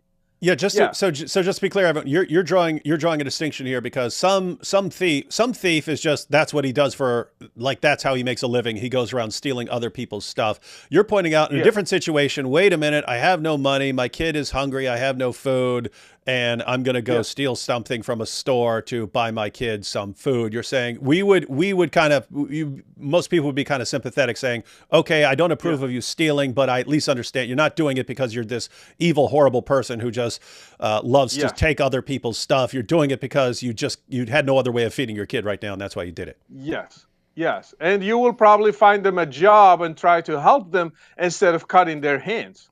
And imagine you get caught in a very, I think I read in one of the hadiths, it can be like even an egg. Imagine stealing an egg and losing your hand just for an egg. How is that justice? I just want to understand how Allah is wise here. He's the dumbest being for doing a law like this, because I know Western laws are much better now than this law. Yeah, and even for people wanting to say, oh, but they didn't have like jails and prisons like they do now, so they had to do other things. The other thing you were pointing out is this is something that affects a person's ability to even earn a living. So if the punishment had instead been, in other words, if you said, okay, let's suppose it's a place, they don't have any jails, they don't have any prisons, they don't have normal courts and so on, so you can't punish him the way we would punish someone today. This would still be different if you'd said, okay, give him a few whacks with a whip or something like that. It would still be a different, you're not destroying his ability to earn a living. When you start chopping people's hands off, this was already a person who was stealing. Now how's he going to work now? How is this guy going to work? So you made it more difficult for him to earn a living. How's he going to function now? And imagine now, ISIS did that, actually. If you have seen their videos, they did that in several videos, and they showed it, and they were proud doing it. And imagine now, those Dawa guys, they are saying Western society is really collapsing. Sharia is the solution for the West. Imagine now in squares in London, you will have people who have their hands in front of everybody, put his hand there, and the Dawa guys are cutting hands there. See, this is the most just law on earth that have ever been revealed, and this is the right thing to do. And crucifying people in London, that's what they are trying to bring to us, and they think that's the solution for Western society. I think the most horrible thing that can happen to humanity to have these laws back applied in any country, actually. Yeah, and Brother Rachid, you were bringing up something earlier that's very important, that the reason the Muslim world stopped with certain punishments was not because they decided, oh, these are just backwards and barbaric, we're living in a new world. It was because they were being pressured by Western nations. As Islam grows and expands, the Muslim world will care less and less what the non-Muslim world thinks. In other words, when they were changing their laws, Western nations were just massively more powerful and able to impose Western ideas onto the Muslim world by saying, hey, you're not going to do that. You can't be part of this organization. We can't have these alliances and these agreements and these trade agreements if you're sitting there and you've got slaves. That's how slavery was abolished in lots of Muslim countries and so on. And so same thing with, stoning as a punishment, chopping off hands as punishments and so on. The Muslim nations that changed these penalties, it wasn't because they thought, oh, these are wrong. It's, oh, we're in a different world now and we have other things that we want to accomplish and we can't do these things right now. Guess what? As Islam expands and has more and more contempt for the West, as the West weakens and divides, you're going to have these things make a comeback. They're totally going to make a comeback. And they'll start imposing, and we're already seeing it. We're already seeing it in places like Afghanistan and so on. These things making a comeback. All right, Brother Rachid, we ready to continue? Yeah, let's go to the next one. All right, and next up we have Surah 434, which is, I'm pleased to say, on my list here. It was. Yay. That's good. Why This you is put it really on bad. your list? This one, I mean, here you're talking about your wife, man. This is your wife. This is how you're going to treat your wife. I mean, we've already seen the solution for everything in Islam is Oh, violence. you mean your wives? Yeah. Oh, yeah. Wives. It's about your wives. But yeah, so we've already seen, I mean, we've already seen that the solution for everything that can possibly go wrong in Islam is some form of violence. You chop off hands, you kill people, you crucify them. It's always violence. And then we saw 58:22 that even if your own father, your own son, your own daughter, whoever it happens to be, if that person is not on board with Muhammad, is actually opposed to Muhammad and his teachings and Sharia, you can't love that father or son or daughter or whoever. You can't love that person. And here this is just, you've got a Muslim wife. So you're a Muslim, you've got Muslim wives, and this is how you treat them. But why is this on your list? Oh, yeah, for the same reason. How many women were beaten by their husbands in the Muslim world because of this verse? Imagine like how many through history, through 1400 years. When I was putting it, I was thinking how many women suffered just because Allah didn't have a better idea just to reveal this. Why he didn't gave another solution? Dribuhunna, beat them. And actually, Muslims are so embarrassed that they are in their translation trying to water it down. Oh, beat them lightly. Where Yeah. does it say lightly in the Arabic origin? Yeah, It let me go doesn't down. say it Yeah, anywhere. let me show, because I think Hilali Khan does this, and it's not on the screen yet. 434 down to, and but beat them lightly if it is useful. It says it right there. Beat them Yeah, if lightly. it Puts is it in useful. parentheses All of if that it's is useful. added. Yeah, that's added, guys. What's in parentheses here is added. Oh, by the way, should I go ahead and read the verse here? Yeah, please. All right, I'll read the one on the right here. That's the Shakir. Men are the maintainers of women because Allah has made some of them to excel others and because they spend out of their property. The good women are therefore obedient, guarding the unseen as Allah has guarded. And as to those on whose part you fear desertion, you might want to comment on the desertion there, because that gets translated as rebellion, arrogance, all kinds of things. But it says It's those again, on, it's like mischief. yeah, It's like interesting. it, Could be anything. it can it can be anything, because if she says no, I can't do sex tonight. Well, I fear desertion. Come here. Mm. A couple of punches and that's it. Yeah, and let's see, how does Hilali Khan translate? As to those women on whose part you see ill conduct, so there it just says any sort of ill conduct. So yeah, it would be like mischief, anything you don't like. But it says as to the Shakir translation, as to those on whose part you fear desertion, admonish them. And David, let me stop you right there. You Yeah, just fear desertion. yeah, They didn't do it yet. yeah. That's my problem. That's my problem with the Hilali Khan. It says those on whose as to those women on whose part you see ill conduct. Everything else is no, it's fear. You fear Yeah. desertion, you fear arrogance, you fear and that's, me and AP were just talking about this, how really, really awful and dangerous that is, because it's not saying here is something that your wife has been publicly exposed for doing. It's known, it's out there, it's something she's done. It's just you fear Yeah. arrogance on her part. She didn't have to do anything. You just say, you know what? I think my wife's going to become arrogant if I don't go over here and beat some sense into her. Yeah. And you're entirely justified according to this verse. And we even see that. That's connected to Muhammad in the hadith saying a man will not be asked as to why he beat his wife. Why? Yeah. Because it's not about anything she's done. It's not a matter for anyone else. It's just about how he feels about her.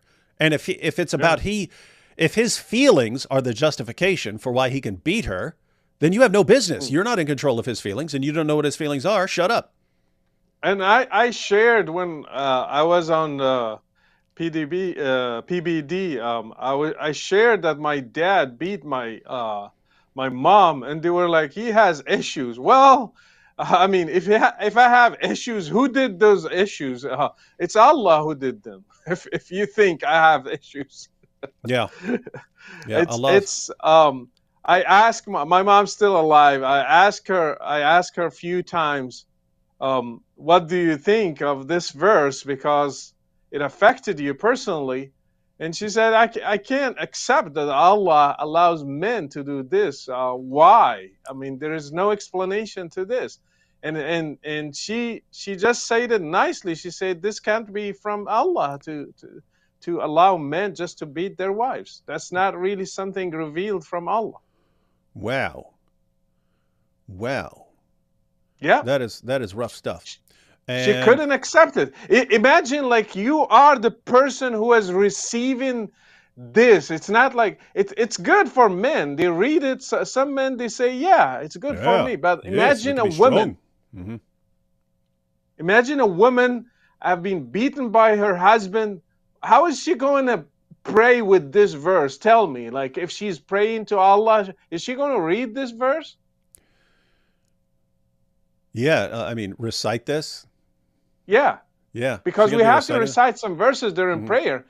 Would a woman that was violently beaten by her husband read this in her prayer? That would be pretty rough. Pretty rough stuff. Here you have Ilm on the screen says, but Muhammad never struck any of his wives. You do have that claim, but that's contradictory because you Well, he also did actually. yeah, no. He That's did. why I said it's contradictory. Aisha. So yeah, you have a hadith saying Muhammad never struck his wives, but then you have in Sahih Muslim where Muhammad Aisha said he struck me in my chest, which caused me pain. So Marek Yeah. even responded and said no, Muhammad struck Aisha. So sorry, Ilm. And by the way, Ilm, why would that be a problem? Why would you think it's good that Muhammad never struck his wives? In other words, if you go with that hadith and you ignore the hadiths that say that Aisha got hit by Muhammad, why would you think it's good that he never struck his wives? If Allah is saying, "Hey, you have to beat your wives if you fear ill conduct for them, or if you fear arrogance or any of these other things." I mean, look, Muhammad's wives were always messing with him. They were always stirring up drama. He should have, according to Allah, he should have been beating the brakes off them all the time, and he didn't. So Muhammad was actually in disobedience to Allah. He wasn't a good Muslim. Well, he just had better ethics than Allah. Yep. Yeah. So, and matter of fact, that even ties into the historical background of this verse. And if you go to the Asbab al-Nuzul, that a woman's brought by her father to Muhammad because her husband had slapped her in the face, and they just wanted retaliation. So I guess it wouldn't make sense for the woman to smack him back. So maybe one of the guys in her family was going to slap the husband for hitting her. So he wanted retaliation. Then Muhammad said, yeah, go get retaliation. So they start leaving, and then I have received a revelation. And it's Surah 4, verse 34. And he says, I wanted one thing, but Allah wanted something else. So Muhammad was actually nicer to women than Allah. And Muhammad said, yeah, I don't want men beating their wives. And Allah says, oh, they're going to beat their wives. All right. Yeah. The funny thing, Muslims, they say, well, Islam really values women. And Yeah. I say, how? As property. Well, he named the whole chapter. Yeah. Excuse me. He named the whole chapter Al-Nisa, women. Yeah. And See? I say, well, ironically, that's where they are. The husbands are ordered to beat their wives, so to beat women. So how is that valuing women? Giving them dignity, actually, they say. They give them dignity. Islam gave women dignity. How is that giving them dignity if this same chapter ordered Muslims to beat their wives? Yeah. Pretty rough. Pretty rough. So again, guys, this is men can beat women. Men can beat their own wives into submission for almost any reason, anything that pops into the guy's head, because it's just about whether he fears something. And It's not like this doesn't get applied. Look at statistics on abuse of women. Researchers actually call Arab culture, they call it the culture of the electric cord because they say that's the most common thing that husbands use to beat their wives. They grab an electric cord from something and start beating their wives with it. And so, but keep in mind, this is all from Allah. It's all from Allah. And I hope that lots of people have the same reaction that Rashid's mom has. And just, there's no way how's this from God? How's this from God? All right, Brother Rashid, we got the last one. We got the last one Yes. up here. Yeah. Not on my list. Not on my list. But go ahead and break this down. Okay. Do you want me to read it or? Yeah, go ahead. I have a cough. I have a bad cough that never stopped. So I. Oh, yeah. And if you fear, so Surah 4, verse 3, ladies and gentlemen, and if you fear that you shall not be able to deal justly with the orphan girls, then marry other women of your choice, 2 or 3 or 4. But if you fear that you shall not be able to deal justly with them, then only one, or the captives and slaves that your right hands possess, that is nearer to prevent you from doing injustice. Yeah, I did it because of the captives that your right hands possess. Mm-hmm. And I believe this verse gives Muslims to have sex with captives that they bring from war, just as sex slaves, like Muhammad did with Safiya and with Rihanna, and what Muslims did with the Berbers, they did with other people from around the world. They took their daughters as captives, and actually they sold them as sex slaves. And we have seen what ISIS did to the Yazidi girls. It's the same thing that happened during Muhammad's time and through the history of Islam. If you think how many women suffered because of this, that's why it qualifies to be on the short list of the 10 worst verses in the Quran. Imagine how many women were sold as sex slaves because of these verses and similar verses. How many they had sex against their will, and it was okay for Muslims. They did it with their consciousness, not giving them, even not objecting because Allah says so, not even feeling guilty for a single night. And imagine what happened. Imagine your own daughter went through this, or your own sister went through this. So we are not talking 10 or 20 or 100, we are talking millions through history. So I believe it qualifies to be one of the worst verses in the Quran. Yeah, and there are several that are along these same lines. So if anyone wants to read about the passages about Muslim men being allowed to rape their captives and so on, Surah 70, 22 to 30, Surah 23, 5 to 6. Surah 424 is actually in the same passage. There you have to actually read the historical background, because it says, also prohibited are women already married, save those whom your right hands possess. So there, in Surah 4, verse 24, it's specifically about a situation where the Muslims captured the husbands and the wives. They captured wives with their husbands. And it says they were reluctant to have sex with the women because their husbands were around. So they were worried that they were actually committing adultery. And that's when 424 is revealed and said, no, actually, you're okay. If you've captured them, then even though they're married, you can do what you want with them.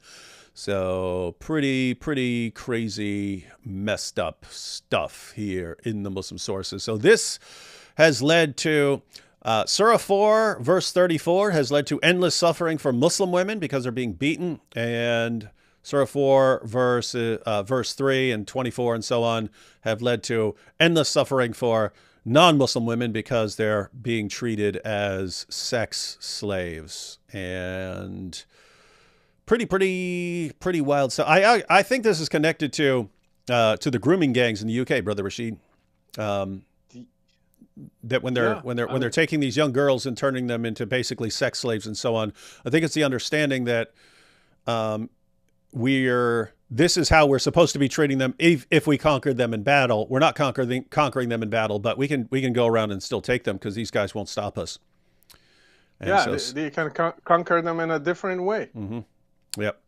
And so, in other words, guys, this is them imposing Sharia little by little, and that's actually part of it. People who are horrified by that, well, welcome to Sharia. All right, so that's Brother Rachid's top 10 list. We'll kind of zoom. We got a couple super chats real quick, and then we'll kind of zoom through mine because we've been going almost 2 hours now. So we'll just kind of zoom through mine. I'll point out the same where we had the same ones, and I'll point out the ones where I had something different.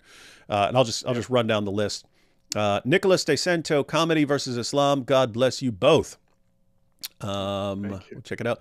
Robin Hood says, loving the show. D Wood, thanks for introducing me to Brother Rachid. Much respect to both. Loved it when Brother Rachid started speaking in tongues. Arabic. Yeah. Always good when Brother Rachid is here, and then some Muslim brings up, oh, but you got to know Arabic. That's just hilarious. Yeah. In other words, Ibrahim, Rachid would run circles around you in Arabic. My sister recently converted to Islam. It's all about social justice, of course. Yeah, it's hilarious how you have these people thinking they're social justice warriors for converting to Islam, and they know absolutely nothing about it. Your channel has been a great resource. I hope I can eventually convince her that Muhammad is the most obvious false prophet ever. Yeah, this is a good place to learn what's in the passages. And I have a video, Nicholas.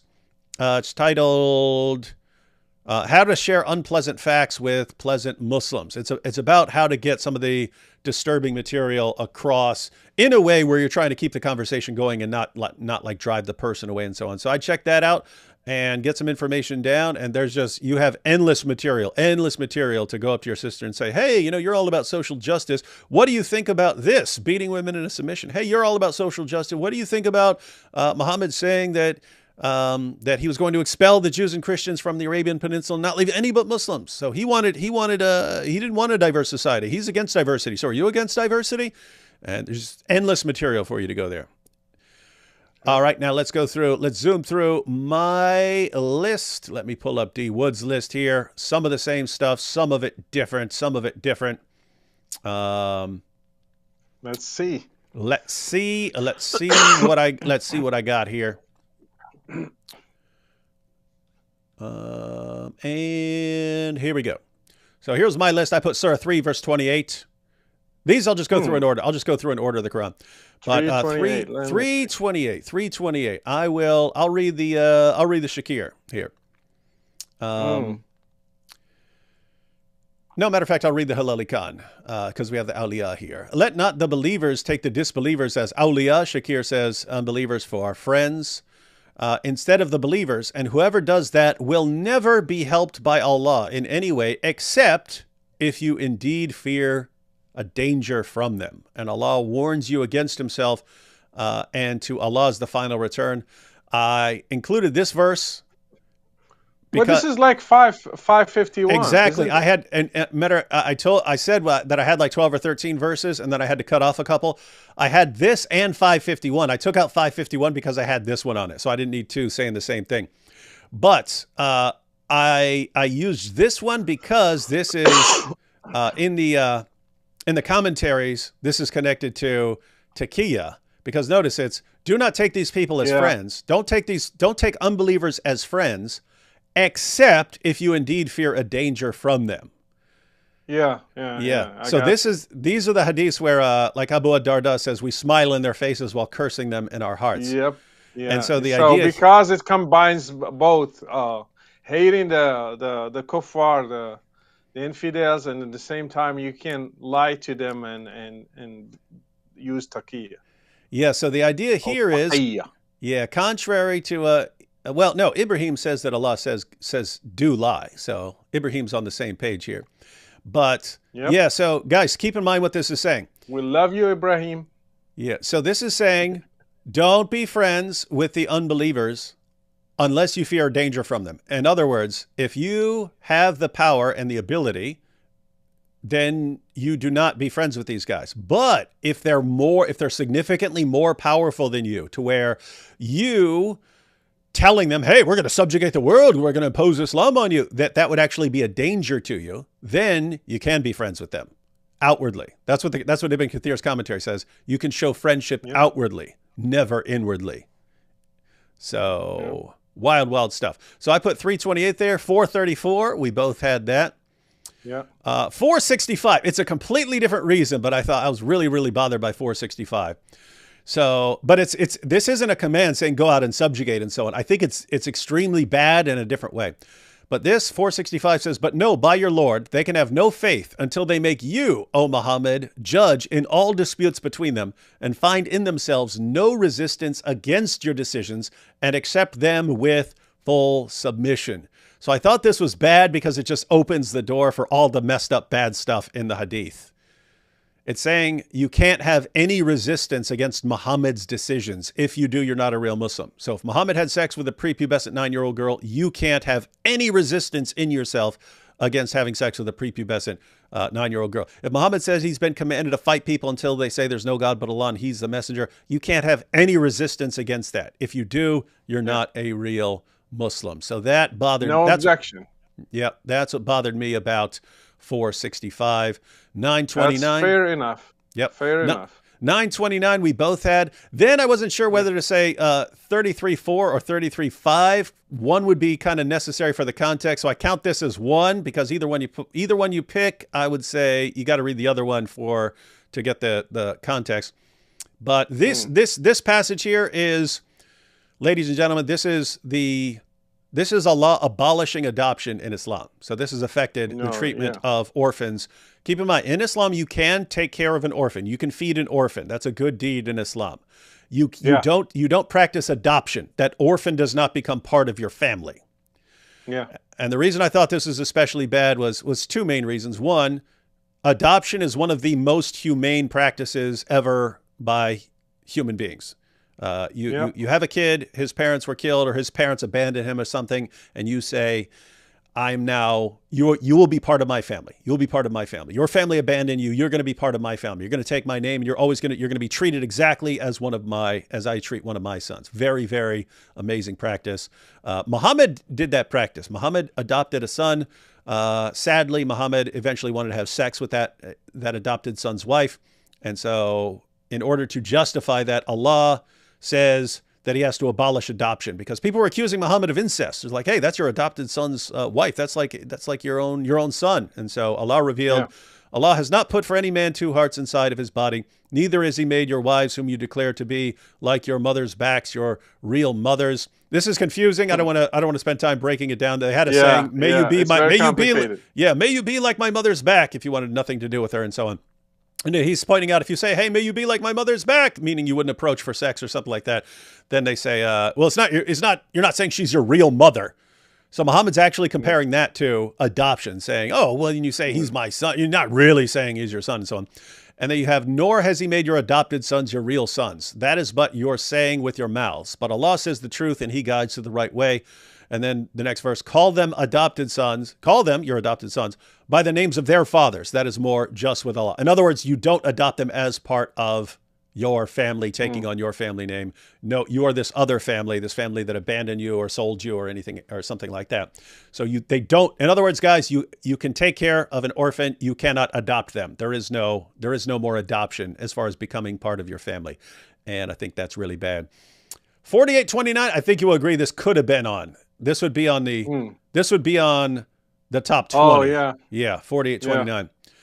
So Muhammad is the messenger of Allah, and those who are with him are severe against disbelievers and merciful among themselves. You're severe against non-Muslims, merciful only towards your fellow Muslims. That's pretty self-explanatory. Would also connect to a lot of other passages that we've been going through where you find something similar. And we had this together. Yeah, we both put 5822. Again, this was weird to me because I just thought, hey, I just put this in a video. Why don't we quote this more? It's kind of pretty important. So it's good that we both had that on the list. Everyone jot down 5822 and learn that verse. 65. This is why I think this should have been on your list. I know you had a pretty tight list.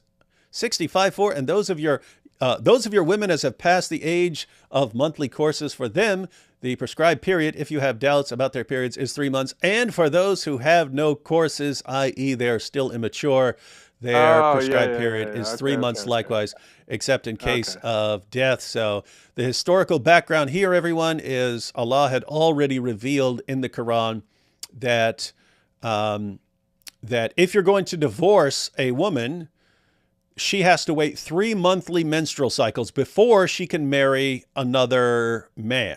And that's just so Yeah. that there's no confusion about any children or anything like that. No confusion. Yeah. Eventually, objections were raised to Muhammad. So the question was, okay, you said 3 monthly menstrual cycles. If we divorce a wife before she can marry another man, what about women and girls who don't have a monthly menstrual cycle for some reason? And you had three categories of women who don't have wives who might not have a monthly menstrual cycle for some other reason. And the reasons were she could be too old, so she's gone through menopause. She could be too young, she's prepubescent, or she could be pregnant. And so Mm. 65.4 is a response to those. And there you have it right in the middle. And for those who have no courses, no monthly menstrual cycle, and they add the correct commentary, i.e., they're still immature, meaning they're prepubescent, Yeah. i.e., they're still immature. Their prescribed period is 3 months. Likewise, in other words, you don't wait 3 monthly menstrual cycles because they're too young for a monthly menstrual cycle. Instead, just wait 3 months. And keep in mind what that's saying. You've married a girl, prepubescent girl, had sex with her, and you're going to divorce her. How long before this prepubescent girl can get married to another guy who's going to have sex with her? Well, she has to Three wait 3 months. months. 3 months. And so the Yeah. Quran is talking about all of this in the context of prepubescent girls. So, Unfortunately, there are so many girls still suffering from this, especially in the Arab world, in Yemen and mhm, in some places. yeah. And it's one of the main talking points in Dawah right now. All these guys, They like it. Daniel Hakikachu, Ali Dawa, Muhammad Hijab, Sneeko, all these guys are running around as one of their main talking points. It's, oh, we have to be able to marry children. I mean, think about this. You say 18. Why? Why would it have to be 18? Why not much younger? And Daniel Hakikachu says it doesn't matter if she's a 4-year-old. It doesn't matter if she's a 4-year-old. And so, Yeah. ideas have consequences. If these guys are ever successful, there are real little girls who are going to be on the receiving end of these verses. Bad stuff, bad stuff. And then wasn't sure whether to go 61:1 or 2, so I just included them both for context. Oh, Prophet, why do you ban for yourself that which Allah has made lawful to you, seeking to please your wives? And Allah is oft forgiving, most merciful. Allah has already ordained for Come you. on, come on. Why you What? put this in Uh, the worst list? Yeah, I don't know. Come Let's see. on. Allah has already ordained for you, O men, the dissolution of your oaths, and Allah is your Lord, Master, Protector, and so on. I put this on there because of what it's actually saying about oaths and being able to break them, and in the context of your own wives. So, guys, the historical background here is Muhammad got caught having sex with his slave girl.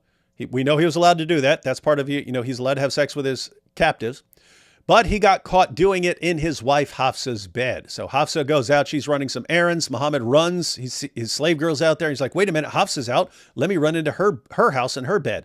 So he goes into Hafsa's house, into her room, into her bed, and takes his slave girl, has sex with his slave girl in his wife Hafsa's bed. Hafsa comes home early, finds out. She tells Muhammad's other wives. They're all flipping out. Muhammad says, okay, I swear I won't touch her again. I won't touch this slave girl again. And that calmed Muhammad's wives down. And then Allah comes out and says, Allah has, in verse 2 there, Allah has already ordained for you the dissolution of your oaths. So Well, I mean, think about it, David. This didn't hurt people through history. It's just Muhammad was trying to save his butt. So I'm not going to put it in the worst. well, I'm thinking of it. Worst verse. I'm thinking of this in a completely different context. I'm thinking of this Okay. in terms of so Muhammad swears, I swear by the great God Allah, I will never have sex with that woman again. And then Allah responds, why did you ban for yourself that which Allah has made lawful to you? In other words, he says, I didn't tell you to make that oath. Therefore, you have no obligation to keep your oath. Yeah. Guys, keep in mind. Isn't Yeah, it's Allah there to please Muhammad? Absolutely. But look at verse 2. Allah has already ordained for you, oh men, he's talking about men in general, the dissolution of your oaths. In other words, but think about the reason. I'm disturbed by the reasoning, and it's similar to Surah 33, 4-5, that because Muhammad is trying to justify something for himself, he does something that affects everyone else. So he has to defend taking the wife of his own adopted son. But in order to justify himself, he affects all other people for all times, namely no more adoption in Islam. And as far as this verse goes, I mean, this little passage here, it's, hey, Muhammad, since Allah didn't command you to make that oath, you can go ahead and break it. No problem. Well, guess what? Yeah. The vast majority of oaths that have ever been uttered were not ordered by God. God didn't, in other words, there's no oath that I've ever uttered that God ordered me to break, that God ordered me to keep. And therefore, I would be able to break it according to this. I can say, oh yeah, I swear, oh wife, I will not cheat on you with that woman again. And then she comes back, oh, you're cheating again. I say, well, God didn't tell me to make that oath, and therefore I can break it. That's insane. There's like no concept of moral integrity.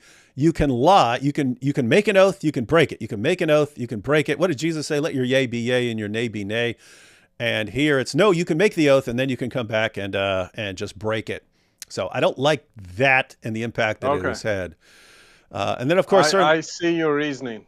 Yeah. And then again, I mean, so I agree with you that, it's debatable whether that should be on a top 10 list. Top 20 list, I would definitely have that on there.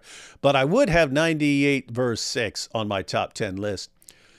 Verily, those who disbelieve in the religion of Islam, the Quran, and Prophet Muhammad from among the people of the scripture, Jews and Christians, and al-mushrikun will abide in the fire of hell. They are the worst of creatures. They are the worst of creatures. So Jews and Christians and al-mushrikun, so those are like people who associate partners with Allah, will all abide in the fire of hell. We're the worst of creatures. We're lower than dogs. We're lower than cattle. We're just really, really bad. And I think this is the other thing that's connected to what's going on. Yeah, the reasoning behind it, dogs are not worshiping three gods like Christians. So that's the reasoning behind it. So the Jews are worse and the Christians are worse than dogs because dogs are not polytheists. Yep. Yeah, so we're all the worst of creatures. And Brother Rachid, I think this is the other thing that's actually connected to the mindset of the grooming gangs. So on the one hand, we're allowed to take non-Muslims as sex slaves, and that's what they were doing. And the other part of it, like how these girls were treated, is, what are you talking about? These non-Muslim girls, they're the worst of creatures. They're garbage. Allah doesn't care about them. Allah has no concern for them. And therefore treat them however you want. Allah doesn't care. He has nothing but contempt for them. It's like, I mean, doing this to a girl would be like stepping on a worm. They're disgusting little creatures. Wild stuff. Well, I see. We had some agreements on certain verses, and we have some different picks on other verses. Yeah, we do. We'll go ahead. Now we'll go ahead and create the poll. Whose top 10 list do you agree with most? Me. Okay. Rashid's. David's. All right, guys. Oh, David, you don't know Arabic. I know Arabic. Then my list is better. See, I beat you. We're gonna see. Whose top 10 is? Oh, I even misspelled whose. Oh, people are putting Rashid's. Shameful. See, you're gonna lose, David. You need to study Arabic. They're schooling me. Hey, we've got Eli here. Eli's super cool. Hey, Okay. Eli, how you doing? He says, my favorite two apologists love you both, and Jesus loves you both more than you could imagine. Thank you, Eli. Thank Hey, you. Eli, you going to anything later this year? Got a conference. Got a conference in 2 weeks in El Paso, and then EPS. If you're going to any of that stuff, because Eli actually goes around to he goes to lots of Christian conferences and so on. But Eli, if you're going to any of those, I'll be seeing you there. That's great. That's great. And look, Rachid, you're actually winning the poll. Stand humiliated. Your knowledge of Arabic has crushed and humiliated me. Thank you. All right. Oh, can you promote our my channel in English? I just started it, and I want people to start going to it and watch the series we did together, Yeah. Unveiling Islam. Yeah, and we're still posting those. So I mean, we recorded. I remember we recorded like 20 some videos. That's in addition to some long videos that we recorded after the October 7th attacks. We did several videos that are there. But then we recorded like 20 some videos going through various topics in Islam, sharing testimonies and things like that. And we're kind of like halfway through releasing those. But yeah, guys, there's a link to Brother Rachid's channel in the description box. Definitely check out, because most of Rachid's content over the years was in Arabic, but he's got an I English just started channel. doing English. Yeah, he's got an English channel now, and we collaborated on some videos. So definitely check out the channel. Look around for some topics you're interested in. Watch those videos, and since it's a newer channel and most of his stuff over the years has been in Arabic, go ahead and share those videos. Go ahead and share those videos. Spread those around. Spread around the links. Thank you. I appreciate it. Yeah, and it looks like we're the final score is 70%. Said that Rachid's list was best. So 70%. So 70% of people are wrong. Says something about my we views. will do the worst hadiths, right? That one is more difficult because there's so many. There's so much more. There's so many more hadiths. But yeah, you heard what Rachid just said, ladies and gentlemen. We're going to do another live stream where we go through our list of the top 10 worst hadiths. So there's actually. Let's see who's going to win. You need to do your homework very well. Yeah, so that one's going to be a bit trickier because again, there's so much more in the hadiths. I still think we're going to have a couple of overlaps, but not many. I think we might have like 2 or 3 that are that are the same. But other than that, yeah. So that'll also be interesting. So guys, we'll be doing that here pretty soon. We'll go through the top 10 worst hadiths according to David and Rachid, and we'll take another poll and see if you guys are completely wrong yet again. All right, Dave. All right. So trying to think. That's it, right? That's it. All right. So thanks everyone for watching. We know we had fewer viewers than normal because there's a huge live stream that was going on over on God Logic's channel where they were taking all Muslim debate challenges and so on. So yeah. But anyway, had a cool show, and guys, be sure to share it because, in fact, you could either share the live stream, but since it is a long live stream, better to actually like learn the verses and go out and share those, spread those everywhere, because especially the ones where we have a total overlap. We've been doing this for a long time, so if we're saying, hey, these are on our list and it's on our same list and so on, probably some good stuff that is very effective in showing people the truth about Islam. And Michael said, I arrived at the stream just in time to vote Rachid, like Gandalf arriving in Helm's Deep. Beware of the Wingling Crusade. Look what he said. He says he just arrived and he clicks on Rachid. Gosh, this is bad. Evil, evil people. Stop spreading mischief in the land, Michael Beacon. You know what'll happen to you. You need to punish them for mischief. Yeah, I'm gonna carry out Surah 5, verse 33. All right, thanks, Brother Rachid, for joining us. Thanks for everyone for watching. Appreciate it. And we'll catch you all next time. All right.